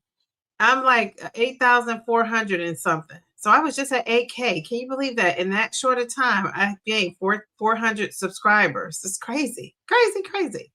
All right, so I am at, what does it say? Oh, geez, Louise. It doesn't tell me. You guys might say, okay, I'm at 8,416 subscribers. How about that? I just love that for myself. That is so cool. Geez Louise. I mean, I was just at 8K on Monday, and now I'm almost at 8.5 that fast. So it's just, consistency is the only thing I can say that really has, helped me on this journey. It's just being consistent, not quitting, and doing my thing, like more worried about what I'm doing than what everybody else is doing. I will say that. So let me take this off. That's another thing that I've been doing is I've been worried about me and my channel and the people who support me. And instead of worrying about what other people are doing on their channel, I focus in on my channel. And one of the things I love about my live streams is we got lots of subscribers that come in here and chat. Now, I know in some of these live streams, you have a lot of content creators that might be in there. But in this live stream, we have actual people who are on the journey. Not that the content creators are, we love you in here. But, indeed, the people that come here are people who are interested in me and what I'm doing on my channel, and as I am them. But, sometimes when I go to some live streams, it's all content creators. It's no subscribers. I'm like, where are the subscribers at? Or sometimes when I, don't go in and I'm watching in the bushes, I see a lot of content creators in these live streams, and I don't see the subscribers. So that's what I love about my live stream is that subscribers come. And actually there was a content creator who said to me, how do you get subscribers in your live streams? And I'm thinking, how do you not? I mean, geez, Louise. I think one of the things is I'm catering to the people that come in here. I'm interested in what they're doing, how they're doing it, and supporting them. And and it's just, we're all on this journey together. It's not a separate thing. And so I love that. So there is that. Oh, somebody said I listened to a podcast from the Mayo Clinic. They said the dance class is good. Yes, the dance class. Yes, having to learn the steps and making those balancing mind-body connections. Yes, I need to find me another type of step class too. Oh, Reset with Anissa. Reset with Anissa is a content creator. She comes in here and is supportive. I love that. And I don't feel like you're coming in here because you're a content creator. I feel like you're coming in here because you're generally interested in what I'm doing and how I'm doing it. Same with Perfectly Pamela. I feel the same way. Round Mound is another one. I don't know if he's still in here. I feel that way about. So I appreciate that. But yeah, we're in here just trying to help folks and help ourselves, right? So I love that. Another thing I wanted to do is play a quick little finish this sentence game. So, and then we'll talk. And then if you have questions about being a content creator, I'll stay around and answer those. So my goal is to kind of be off here by 10:30. So we got we got 28 minutes to go. No, 22 minutes to go. Okay, so let's do a little sentence, finish this sentence here. Oh, so this is the first sentence. I'm going to try to put it up. So if people at home are listening, they might want to get involved in it. I don't know. So this is the first. I want you to finish this sentence starter. GLP-1 taught me what? What do you guys? The GLP-1 taught me what? What has it taught you about yourself? Anything?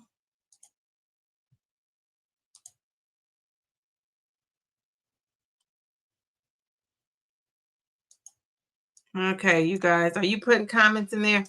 Oh, sorry. It's I was doing something else. Sorry, I took it off. The GLP-1 has taught me what? What has the GLP-1 has taught me? I would say the GLP-1 has taught me that losing weight is more than just like a scale. You know what I'm saying? Like losing, it's taught me to like focus on the mental and not just the physical. Because I think we always talk about the physical of weight loss, GLP-1. We hear it. And so for me, it has taught me that weight loss and becoming healthy is more about your whole state of mind, your mind. and everything else kind of trickles down. It has trickled down, and it's also it's taught me to be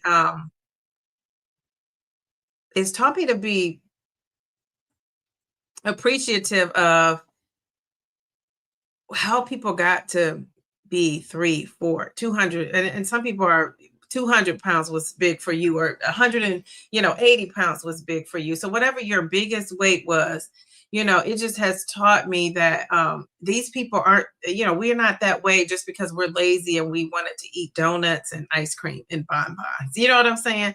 It is biological for a lot of us. It is traumatic for a lot of us. It is the hormonal changes of it all.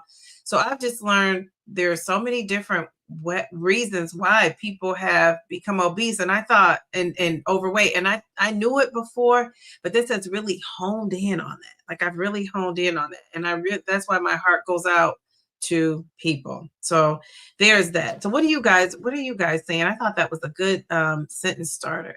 Mel, thank you. She says, wow, 18 months in, time flies when you're having fun. Congrats again. Thank you so much, Mel. I appreciate that. Okay, so what have you guys been saying? Ooh, she says, that's crazy. It's been almost 2 years. I know, I remember you early on too. How about that? You says, I think you do your live like a talk show. You educate, you involve the audience, and then you celebrate those that interact. Maybe it's your virtual class, right? Probably so. And sometimes I wish I could, that like, dang, why can't I just come on here and just like shoot the breeze? Well, I have. So I will say I have, but that's not my comfort. It's so funny, right? And it's more work for me to come on here prepared with stuff than it would be for me to just shoot the breeze. But I could do both, but I think when you have an opportunity to learn something new. Okay, Bellflower says nothing. All right. Okay. Ooh, Stacy said it isn't my fault. Okay, that's a good one. There's hope for improving my health. I love that. Mayor Mindy says it taught me that I'm worth the effort. Ooh, we love that. Jeez, that's a word. That's a word. It's taught you patience. I love that. Okay, we got another patience. Okay, to prioritize protein and veggies will help you poop. Carbs are bad. Walking can do wonders. Well, I don't think carbs are bad. I think the processed carbs are bad. But for some people, cutting out carbs are, is the minimum that your doctor is telling you, could be helpful, and to a certain point. But I do believe we all need carbs, though. Carbs are a macro for a reason. That my body is capable of maintaining a healthy weight. Very good. Look at your profile pic. Super cute. Love it. I tried to take a picture with my phone, and I just was not good at it. I'm going to show you that picture. I don't know if you saw it on my post, Miss V, but geez, Louise. MVP, I will share my story one day. Yeah, I hope so. I'm looking forward to that. Sweet B said, it's not my fault. It never was, and I can't control outcomes. I love that. Very good. She says, I love that. And those of you who said patience, I 100% agree. I'm also struggling to think of anything, Bellflower. Okay, very good. That's okay. Tammy says support. And now, Mel, I can think of some things for you. But you got to think of it yourself. It taught me to embrace this non-skill victory too. Yes, embrace the Renita, how are you? How are you? Jeez, Louise. The food noise is a real thing. Absolutely, it is. I would say being in these GLP-1 spaces gave me a different lens into, obesity and the sensitivity surrounding it. Yes, absolutely. The food noise is real. Yes. You said it taught me to lose weight through a healthy lifestyle instead of a restrictive diet that would end up resulting in all the weight being gained back. Absolutely. Jeez, Louise. It taught me that all I need is God, me, myself, and I. Taught me about the causes of overweight and obesity and that my body needed help. Absolutely. Thanks, Dee Dee. We all need carbs. She says, hashtag, I am not a doctor. Okay. And you said, I agree. The mental and emotional part is a learning experience too. It taught me that if I'm patient, the rewards will come. All right. Very good. I love that one. Let me see if there's another one. Okay. Ooh, I love this one. What about this? Because, you know, we got some newbies. Okay, so Mel is saying the only things I learned were from you, Taisha, MVP, Mindy, and Bellflower. Okay. Well, we'll take it. We will take it, honey. Okay, so let's do this last one because one of the reasons why I just love being live is because, well, my videos too, but live you could follow up and ask questions.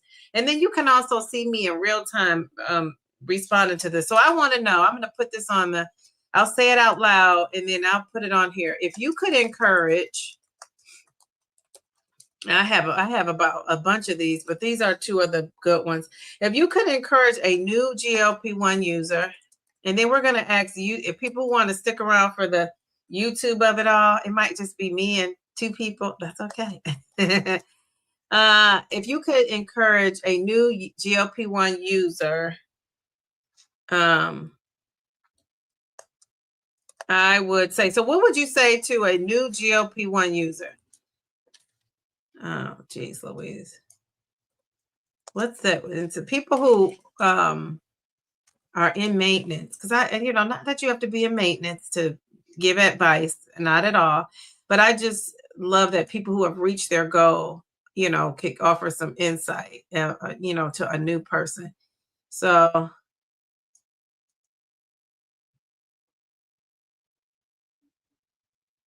I'm going to change this. If I can encourage, but I'm saying if I could encourage a new GLP-1 user, I would say what? So let me put that up here. So, okay, so let me think about that. If I can encourage a new GLP-1 user, what would I say?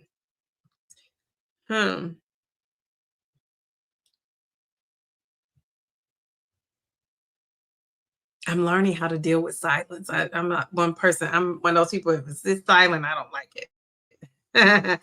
So I'm learning to do that. Okay, so if I could encourage a new person, what would it be? What would you guys tell them? Hey, Ocean, how are you? Welcome in. Okay, what would you tell a new GLP-1 user if you can encourage them? I'm guessing people are typing and I'm thinking. I'm trying to think. It's so many things. I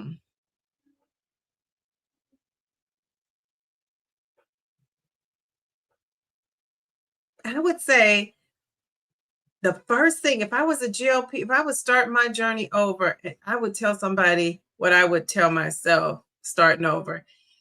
Set up a routine, not something that's going to be impossible to do. Set up a routine or a system that you could do more times a week than not, and which is consistency, right? Set up what you can do. So if it's meal prepping, do that. And I wouldn't try to do everything. I think that's one of the things that we have as being content creators, even myself. We always talk about all the things, and sometimes people can't handle all the things. It's not a lot of people that can handle all the things all at one time. And I don't know anybody who is not working on something, right? And maybe it's not eating, maybe they have that master. It might be they're drinking too many Diet Cokes, right? Some people are, drinking too many Cokes. Some people are still drinking alcohol on this journey. So everybody has something that they're working on. And I think do what you can and build your way up. I think trying to do so many things at one time is the quickest way to get people to not do what they're supposed to do on this journey, right? Because you get overwhelmed and then it becomes boring, like someone just told us not too long ago.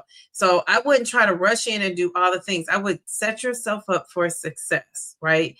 Focus on the protein, the water. Maybe you can only do protein, water, and getting that sleep in. Maybe you can only do protein, water, and walking 10 minutes after you eat. Maybe you can only do, water, strength training, and sleep. You know what I'm saying? So I would say focusing on that. Protein, we talk about protein so much. I think we almost talk about it sometimes too much.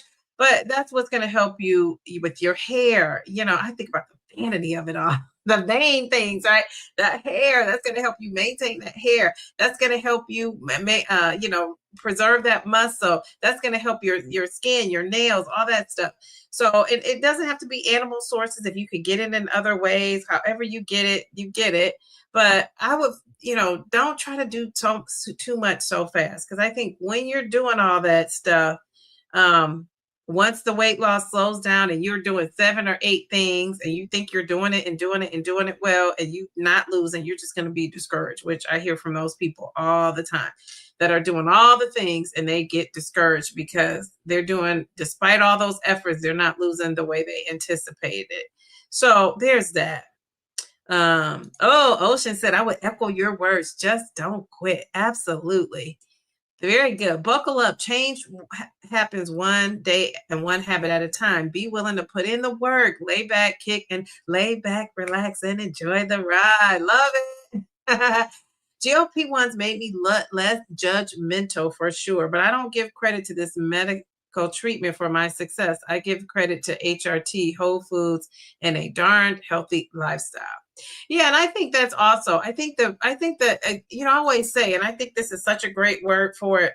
I think the GLP-1, especially for somebody like you, is a supplement. It's not an instead of, right? It's not like, okay, I'm just going to take the shot. With all those other things, it becomes a supplement. So just like you're taking a multivitamin, just like you're taking vitamin D or multivitamin or creatine, you're also taking a GLP-1. Well, you're not anymore, but some people are. And so I think it's a supplement, and some of us, we need it for the rest of our lives. And some of us, we need it until we, get our hormones in check, and with the help of other things like HRT or whatever else your doctor could recommend for you. So I think that that's great. That's what makes this community diverse, and that's what makes it special. And I love that. Make it input-based goals, not outcome-based goals. And the scale does not determine your worth. Absolutely.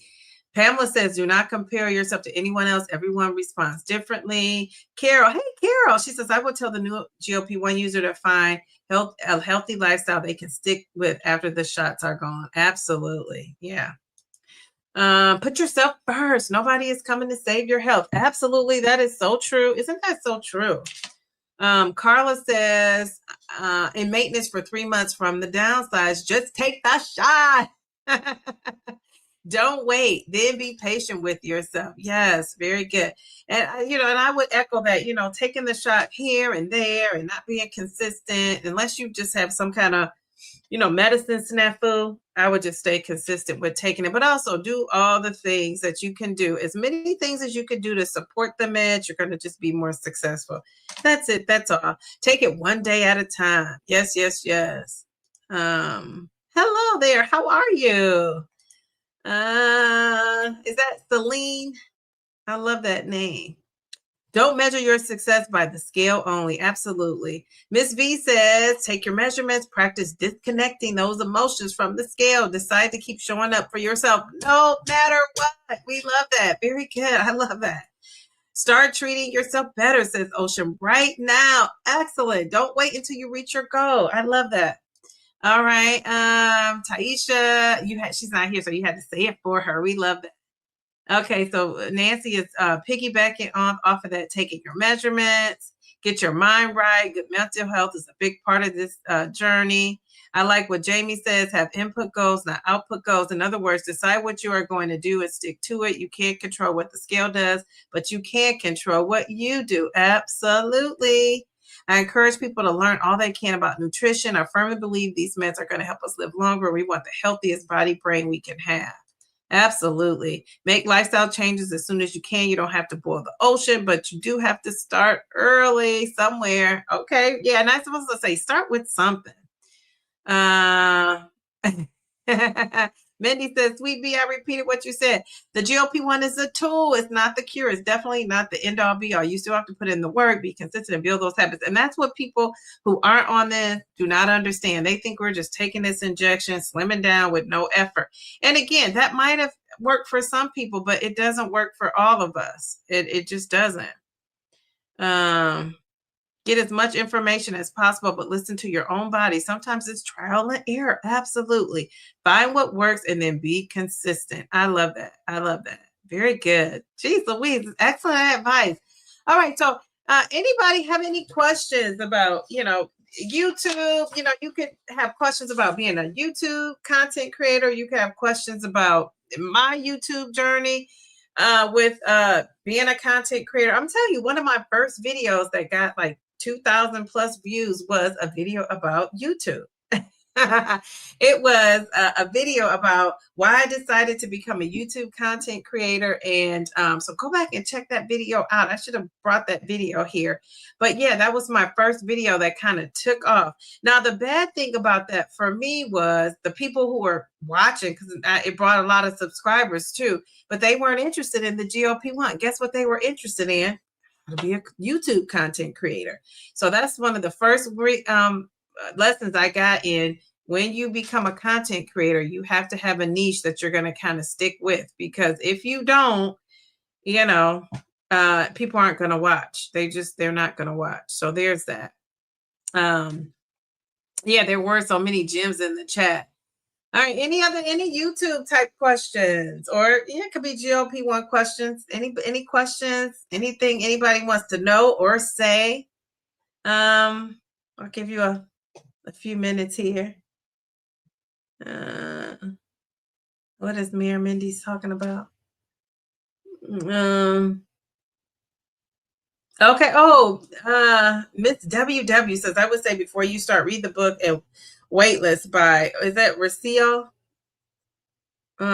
Salas Wayland? Educate yourself. Oh, love that. Okay, I'm gonna have to check out that book. That's a book I have not read.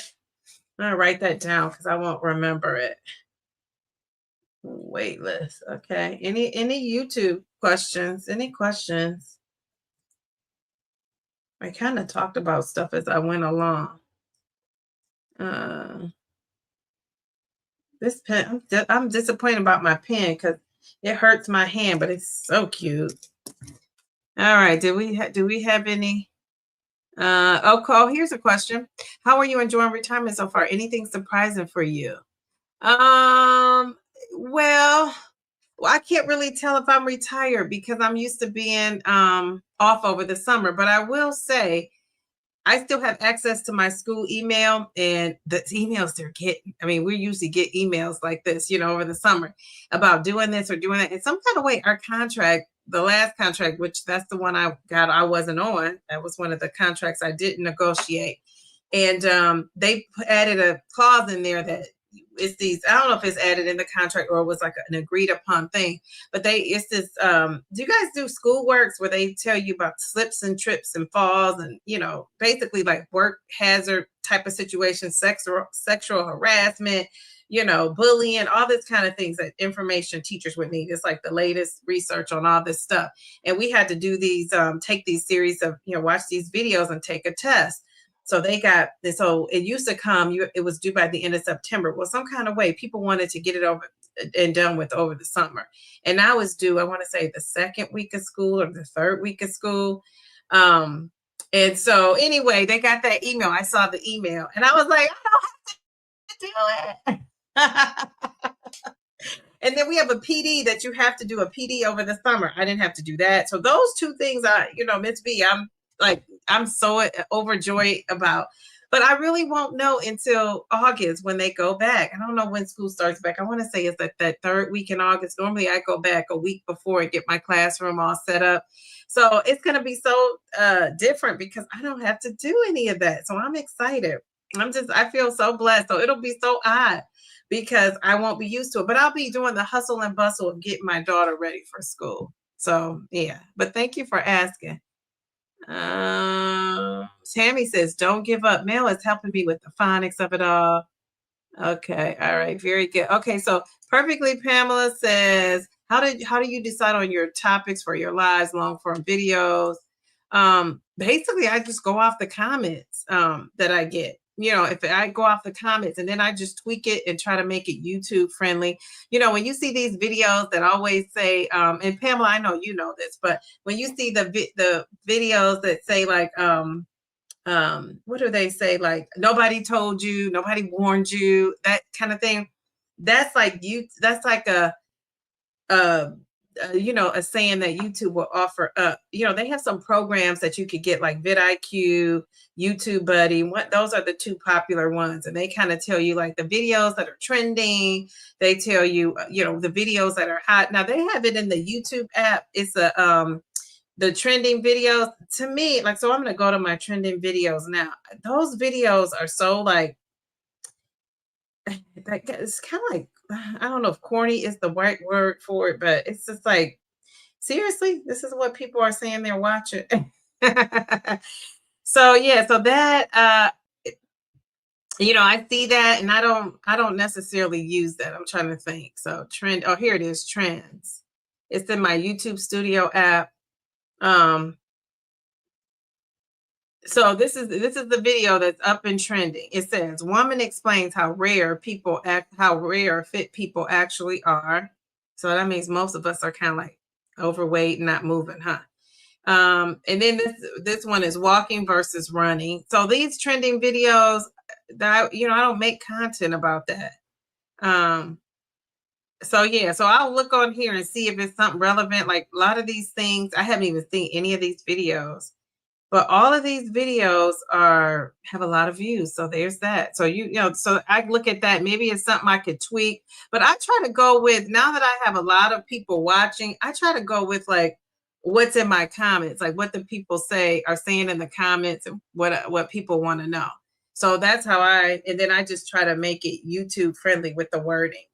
So that's kind of how YouTube friendly means what vidIQ for me, what vidIQ or YouTube Buddy, and I don't have both, but YouTube Buddy has a channel and they'll talk about different things on their channel. So, YouTube friendly means like this is called so this is another thing. It takes me so long to decide on a title because I try to make it YouTube friendly. So this is called something different than I ended up changing the name once I uploaded this video, but this is called 2 years on the GLP-1, 2 years on GLP-1 and YouTube. The same lesson changed everything. So this is the YouTube lingo. The same lesson changed everything.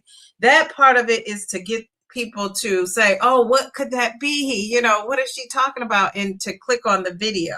So that's what I mean about being YouTube friendly. I might have just called this, I've been on GLP-1 for 2 years and I've been on YouTube for 2 years. Check me out. I'm saying that wouldn't be YouTube friendly. So you kind of have to put the YouTube spin on it. Which is what I mean. So, and if you don't, if you're really serious about being on YouTube, I would invest in YouTube Buddy or vidIQ because it tells you, what some of the trending, more so than this YouTube app. Isn't that funny? Those are kind of like, to me, better than that YouTube app. Because you can focus in on your genre. I don't know that these trends on here focus in on a particular genre, but you can focus in on, on vidIQ, like all the GLP-1 stuff. You could focus in on certain things like that. So yeah, so that's that. Let's see.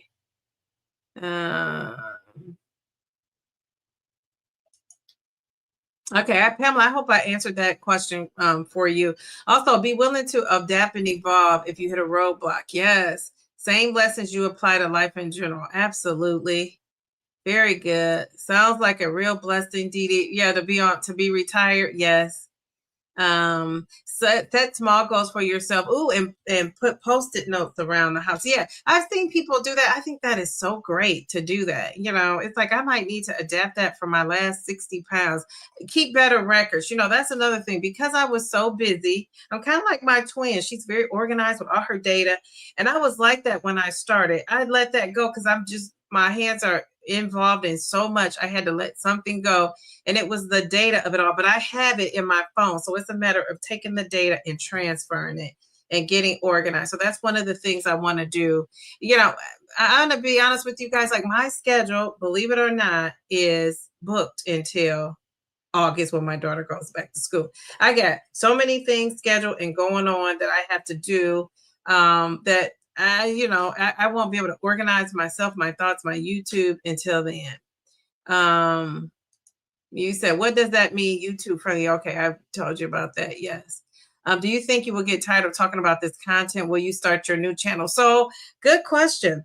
So so far I haven't gotten tired because I see that I'm still, I'm still in the weight loss process, but I could see how if you get in maintenance or you reach your goal that you might have a hard time. Like, what do I talk about now? Well, talk about maintenance, right? Talk about what you're doing now. I think that that's what happens when people, some of the content creators I see that are in maintenance, they struggle to talk about their life because they think people don't care or want to see it because they're not losing weight. And that's not true. And I think you have to be careful of wanting the views versus just telling your story. Because, unless you're like a vlog, like that Rosalind who shows her, traveling and stuff, she has a niche though, right? It's the traveling piece that probably gets people to, watch her.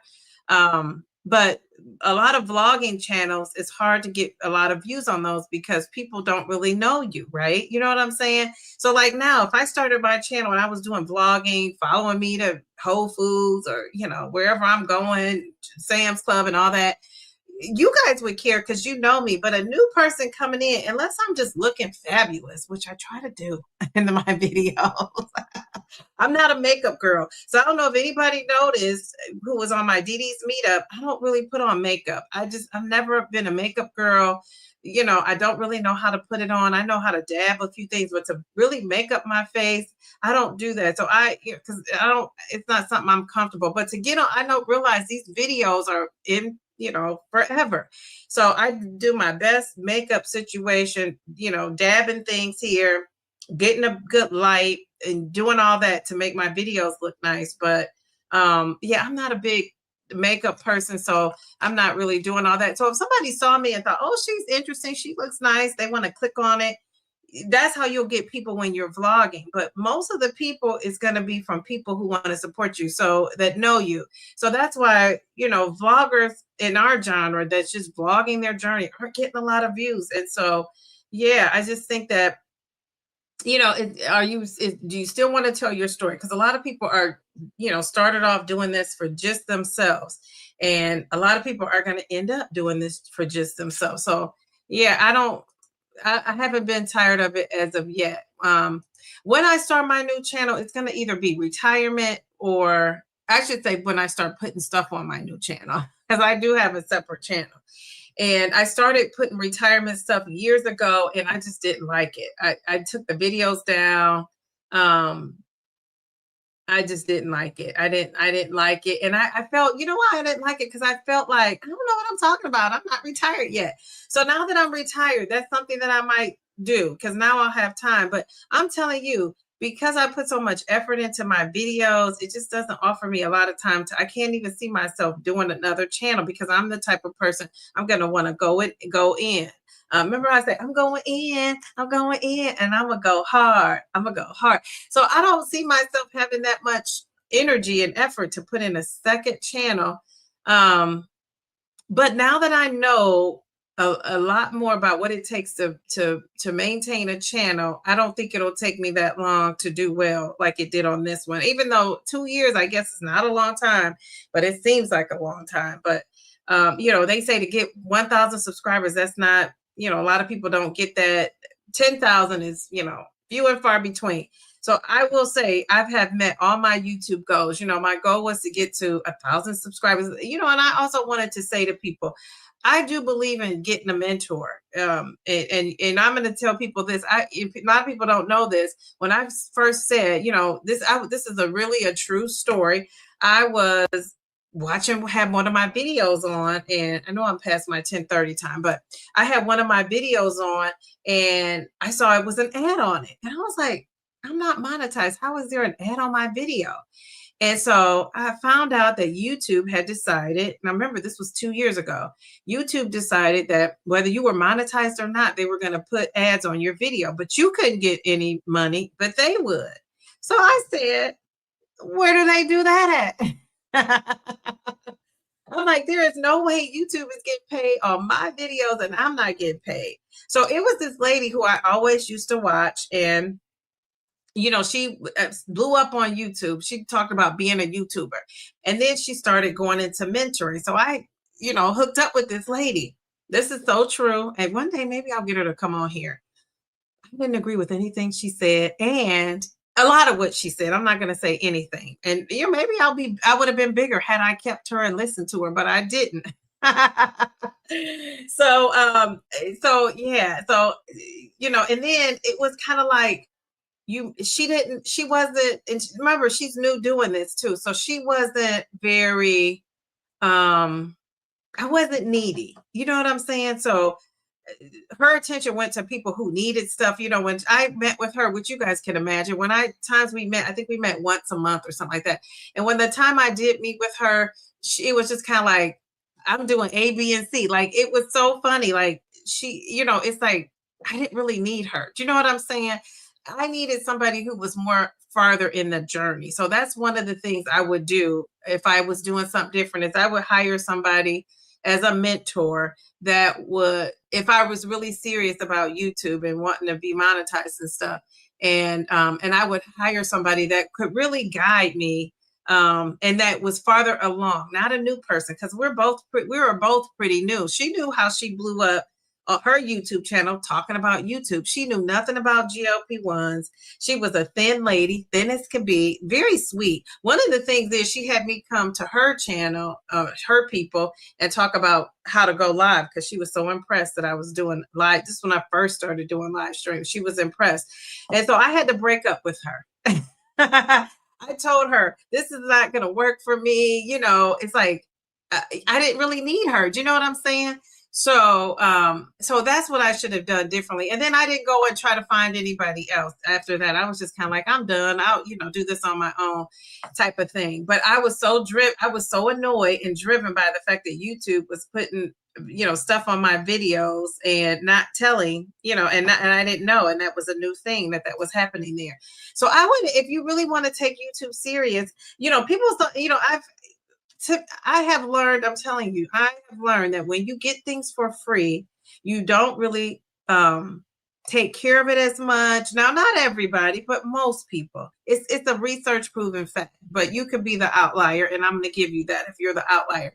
But most people, if you pay something and you put time, energy, and effort into something, you will do well. So I don't want people to leave this conversation saying, that's why Downsizing Diva's doing so well, because she had a mentor. No, I did not do well with the mentor. I'm telling you, she could not help me. She didn't know a thing about GLP-1s, and the direction she told me to go, I didn't want to do that. So, and that's why I say, I know for a fact, you have to be cool with the content you're doing. She wanted me to cater to an older crowd. And at that time, I just did not want to do that. I could probably have blown up if I had listened to her, but she also was somebody who didn't know about YouTube. She knew about GLP-1. She knew about YouTube. She knew how she blew her channel up. It doesn't work for everybody. So what I was doing was live streams. Remember, I was doing a lot of lives and stuff. She knew nothing about, again, I went to her people and taught them about live streams. And so, yeah, so I wonder if she ever tells the story about me, because, I was like, this is not working out. I would come and it's like, she's like, oh, you have everything, so it's kind of like, the teacher, I became the teacher instead of the student. So, which is so me, right, to do that. So that's that. So, but I thought to myself, I probably, and then I just kind of winged it. And, one of the things I have learned, I did that with learning about stocks. I kind of winged it and taught myself, lost a ton of money. And this YouTube thing, I kind of winged it. And what I have learned is it's nice to have a mentor, and it's nice to have somebody, and I don't mean like a free mentor, like, oh my God, can you tell me for free? Because you're not going to do half the things. You have to pay your money and be invested. And I'm not saying pay a ton of money, but I'm saying take a class and learn about it. These videos out here that tells you, I can make a YouTube channel about what to do on YouTube. You think they're going to give you like all the tips and trades? They're not. It's going to be things that they're going to keep from you. That's going to keep you watching their channel. And when they're going to tell you the information that matters is when you pay them. And that's just how life works. So I've learned that too. That's what it is. So let's see. Yeah, she says, Kashna, similar to what I was going to ask, do you get content fatigue? No, but you guys might, because I'm going to be talking about the same stuff, for the most part, which is, my journey, this going slow, um, my base, and I have learned is, people who, are not the fast responders. Now I do have some fast responders, in here that comment on my videos and stuff, but that's what I'm going to be talking about, because that's what people want to hear. If I was making videos about what I wanted to talk about, it wouldn't even probably be GLP-1. At this point. And one of the things I pivoted away from was weighing in every week. That was just kind of for my own mental health. And I thought, if I got to give up something, what has to go? It was this dating, and it was the weighing in every week. I do miss the weighing in every week, because I thought that was a great group. One of the great things about my lives is all the folks are different. Like my Didi's Friday night crowd was different from Wednesday, was different from Sunday. So I do like that. So that's an interesting fact, because I never told anybody that I had a mentor that I ended up, helping her.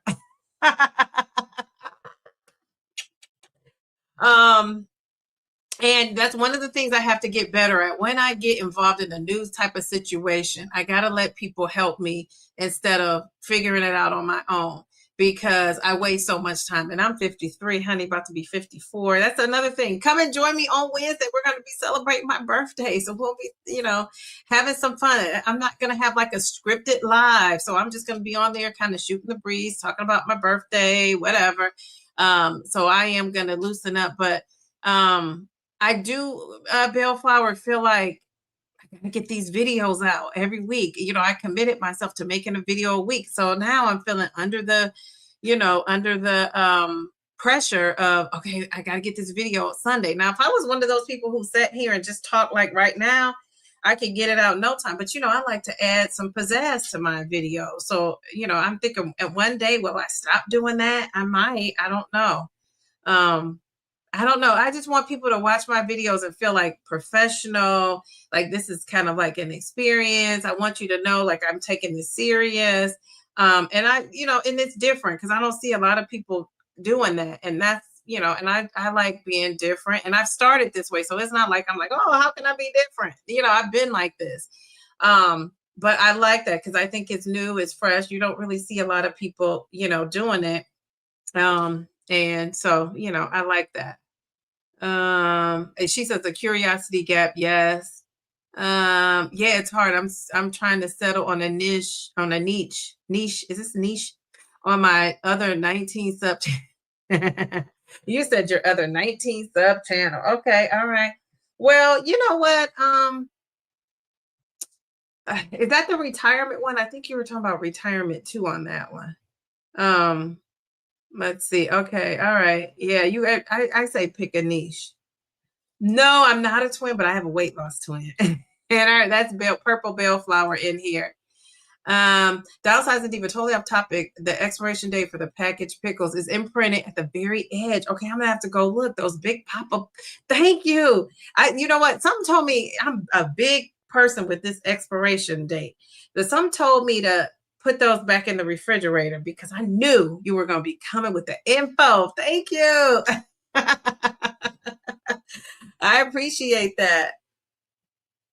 You said you're practicing saying no. Yeah, is it? And not just me, you, but a lot of women have a hard time with that. No, I appreciate that, because I didn't throw them out yet. So thank you. The big pop-up. Bloggers in this niche are not getting views. You said are or are not. Well, other than Roslyn, who's getting views? And I don't watch a bunch of people either, Anissa. So you could, and when I'm asking you, I'm not saying that like, I really don't know. You know how like you're browsing down, like things come down my timeline, like everybody else is like the posting and all that. And I see Roslyn getting views, and she does vlogging, but she also does long form videos too. And she's talking about traveling. So she has a lot of things working in her favor. Smart. Let's see. Yeah, but who else is vlogging? If you can name anybody that's vlogging and getting views, and name somebody in our GLP-1 genre that's getting a lot of views. Like, who are those people? And when I say a lot of views, I mean like 10, 12, 15, 20. And I can name 2 people, but I'm just going to see what you guys say. But not a lot of people are getting a ton of views. I mean, and don't get views. And that's another thing I wanted to say. Don't get views confused with, it's a, don't get views switched with subscribers. It's different. So the first thing is subscribers are now a vanity number. They don't determine anything behind the scenes with YouTube. So I could have 8,000 subscribers and you could have 1,000 subscribers, Anissa, and or if you're monetized, you could still make more than me through YouTube, because you might have 20,000 people watching a video and I might have 5. Even it doesn't matter. I have 8,000 subscribers. It matters that you have those views. Now, I would take it a step further. Once you get past the views, what are the watch hours looking like? So they will tell you, I don't know if you see on your videos, it will say, and this is, anybody who wants to know this that's not a content creator or thinking about it. When I log on my video, it will tell me, because they're trying to tell you like what you need to do to spice up your video, right? So at the first, in the first 30 seconds of your video, we call that a hook, if anybody who knows. And how many people are watching after those first 30 seconds? So for me, my hook in the beginning, after the first 30 seconds, I still have 70 to 80% of people watching my video. Now that's considered very good, excellent. Now I'm going to tell you, when I have interviews, now even though this Dr. Bobby interview, people must have started with watching and then tuned out and came back, because that video is doing really well. It has, I think, 62,000 views in a couple months now.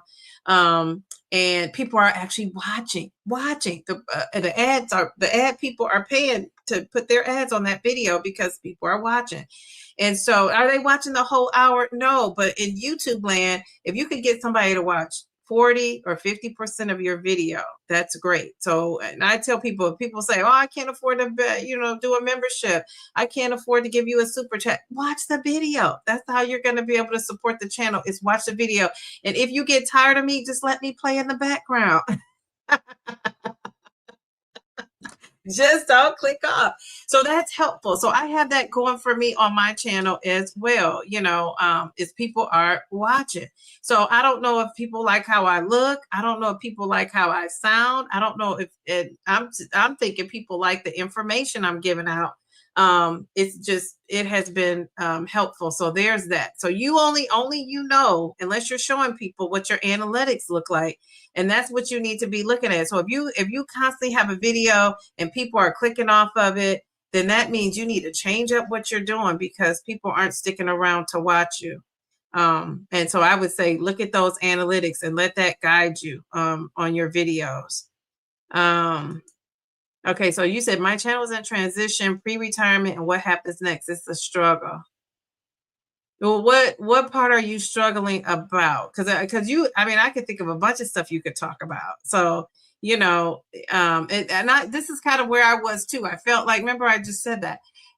I also was comparing those videos though, which here I am comparing to what my Didi channel was doing. And I was like, I don't have the energy and effort. That's the main thing. I was like, I don't have the energy and effort I need to put into these videos to do it. And that's one of the things I have to get out of my mind. I'm one of those people. If I go say I'm going to do something, I go all out, and I need to be okay with like not going all out. You know what I'm saying? Like, instead of giving 150%, I just got to be okay with like 95, maybe sometimes. And that discouraged me. But I think with retirement, you can talk about, when are you going to retire? Why do you want to retire? What field are you going to be in? What are you going to do after retirement? There's so many things, people want to know, whatever state you're in, what are the laws and rules regarding retirement in there? How are you going to be able to afford? Because, right now, because I retired so young, I can't get any of the retirement incentives. The only thing I qualify for is AARP. So I can't get Medicare, none of that. Like anything that helps, to take your money out. I got supplemental accounts, not just my pension. I can't even take that money out until I'm 59 and a half, or I'm going to be paying Uncle Sam a big tax. So, while it's great to be 53 and retired, I'm getting penalized financially, and I'm still have to wait, to get some any of the money So yeah, so there's that, you know, it's usually 59 and a half. Let's see. You said, I want to make a channel on creativity and art for art collectors.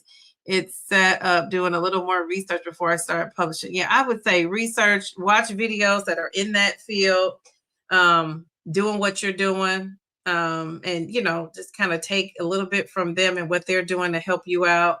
Will you put together something to sell? I do have a stand store. So you got to go in there. If you go in the description of my video, I do have a stand store. I have free things in the store, and I have things that you pay for in the store.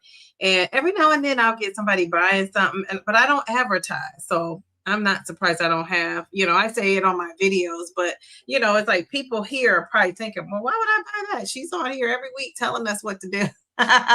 But really, this is another thing that I have to say to myself, you know, am I going to put my energy and effort into going, starting a new channel, or am I going to go onto Instagram and Facebook and light that on fire? You know, I need to decide, because really where people are, where I could be advertising my stand store and stuff at is on Instagram for sure. And I kind of have in my mind that maybe I'm going to tackle Instagram and Threads next, more so than Facebook. But we will see. We will see, you know, what I'm going to do with that. But I do have things that you can actually buy and purchase. So if that's another way you can support Downsizing Diva. And I created that stuff, and, you know, and people download the free stuff all the time. I'm always getting emails with people downloading the free stuff, which is nice. So Kesha, you got people saying they're going to come and support your channel. We love that. I want to start a channel with my daughter. She's 10. Oh, you know, people tell me I should start one with my daughter. I just don't really want her on it. But if she could start one, honey, she'd be on it. You said, so outfits, we made one dinner. Oh, okay. That was what I was concerned about. And I still am concerned about it.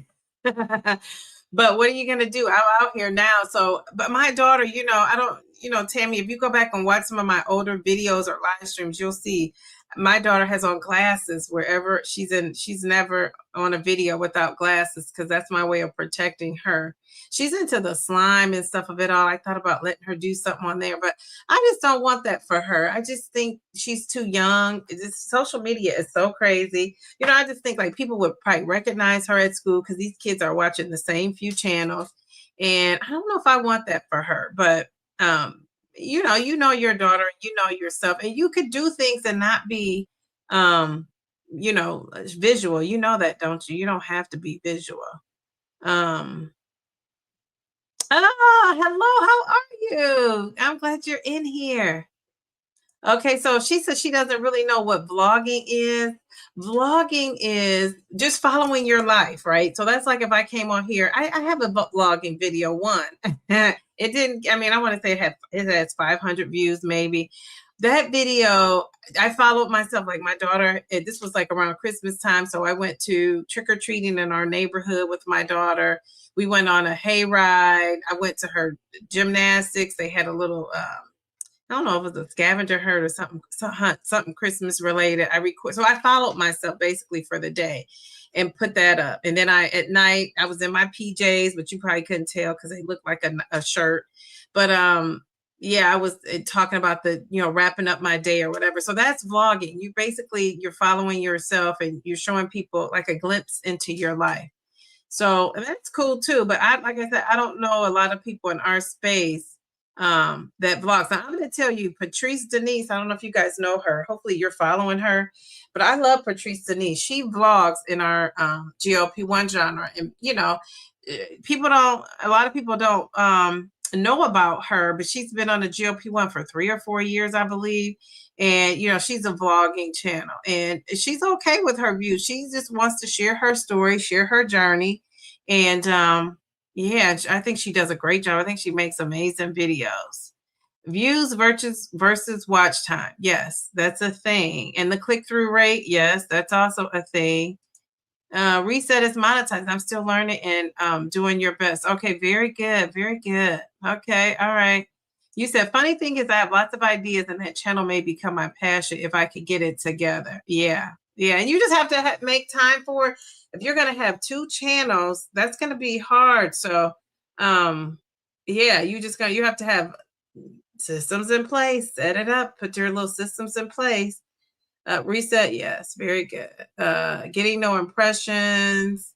Yeah, you what I would say, and I don't know what your channel is, but one of the things I think when you're a new person starting a channel, the smartest thing ever to do is make 5 videos. I don't know if you have 5 yet, Anissa, but make 5 videos so you have a playlist. And so that way, and I did this when I started my newer channel, and I didn't keep it going though because I was so busy over here. But one of the things is you have, people really like the video. Let's say they really like the video. Now they're watching videos from you, and that's going to help YouTube put you in the algorithm because people are going to be binge watching your videos. And that's what's helped my videos. People come to my channel and they go, "Oh, I'm going to go back and watch your old videos," and they do. Let's see. Okay, I'm gonna take a few more questions and then I'm out of here. You said, what is a stand store? A stand store is a virtual store. And if you go to standstore.com, or I'm gonna put this in here, or is it? I'm gonna put the link in here so you could click on this with your phone. Do I still have it set up in here? I might not. I might have taken it out. I think I took my stand store link out. Oh, why did I do that? Okay, I don't see it in here. But so if you click on the stand store link, maybe it's not on here because I'm virtual and horizontal. Maybe that's what it is. I don't know. But anyway, so if you go to stand store Downsizing Diva, you will see what the stand store is, and you just sell virtual products in there. Basically, you can have free things, you can sell things. When I was teaching my stock club class, you could also get to purchase it through there as well. So that's basically a virtual store. Okay, let's see. Do we have anything else?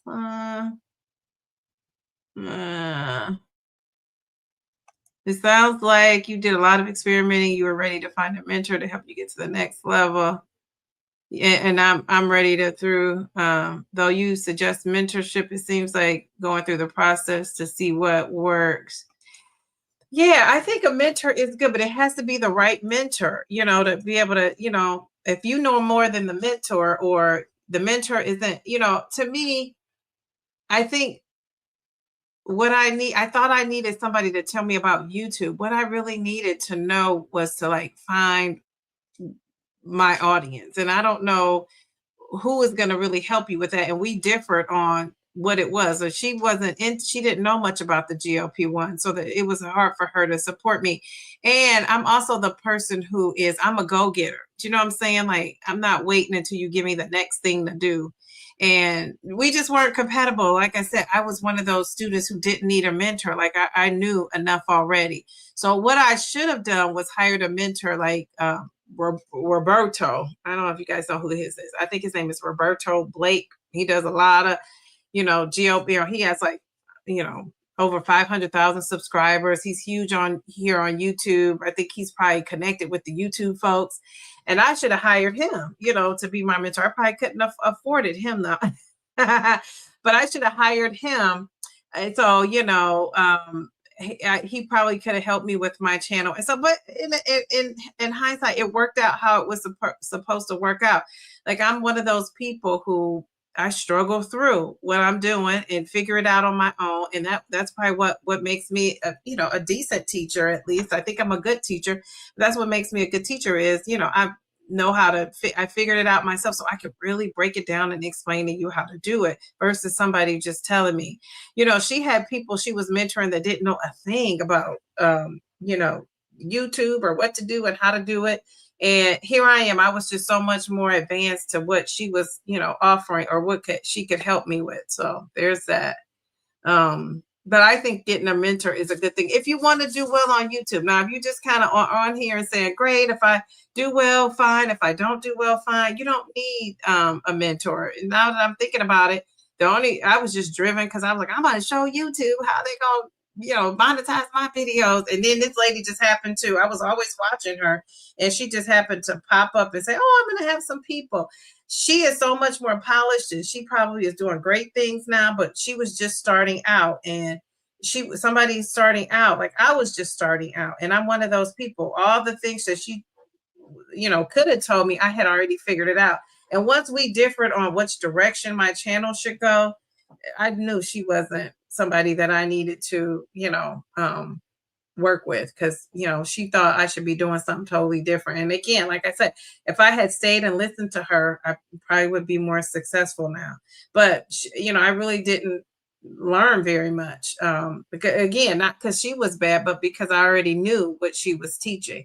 So I think it's kind of like a teacher, right? When you're a teacher, you have kids that are talented and gifted, which means that they are super smart. Then you have kids that are just average learners, and or you have your high achievers. So you have your super smart, your high achievers, your average learners, your kids that have challenges learning. You got to teach to all those kids the same information, right? So I think as a person who is a mentor, what's nice about being a mentor is you might have a whole big agenda of what you're going to teach, but everybody's going to need something different. And you have to be flexible enough to be able to work with the person who knows nothing about YouTube and the person who has their own ideas and wants to take off with YouTube. And at that time, I don't think that she was capable of managing all of that, right? She wasn't, and she's learned a lot since then, even for herself. So yeah, so if I hired a mentor now, they would definitely have to be somebody that, I just, oh, this lady's so cool. Oh, it's fun. And yeah, so like I said, I taught her some things. So I love that. And I thought about doing that too. Maybe teaching a class. It was this girl. It's this girl. I can't think of her name. She's not in our genre. But she taught a class. I went to her class. And the one thing I learned is to buy this light that I had. She talked about sponsorships and stuff too, but at that time I wasn't even, but I believe in paying for what you want to do. So, and I think her class was like $20. And again, I was, one of the few people in there that was already had a channel and already had established myself a little bit.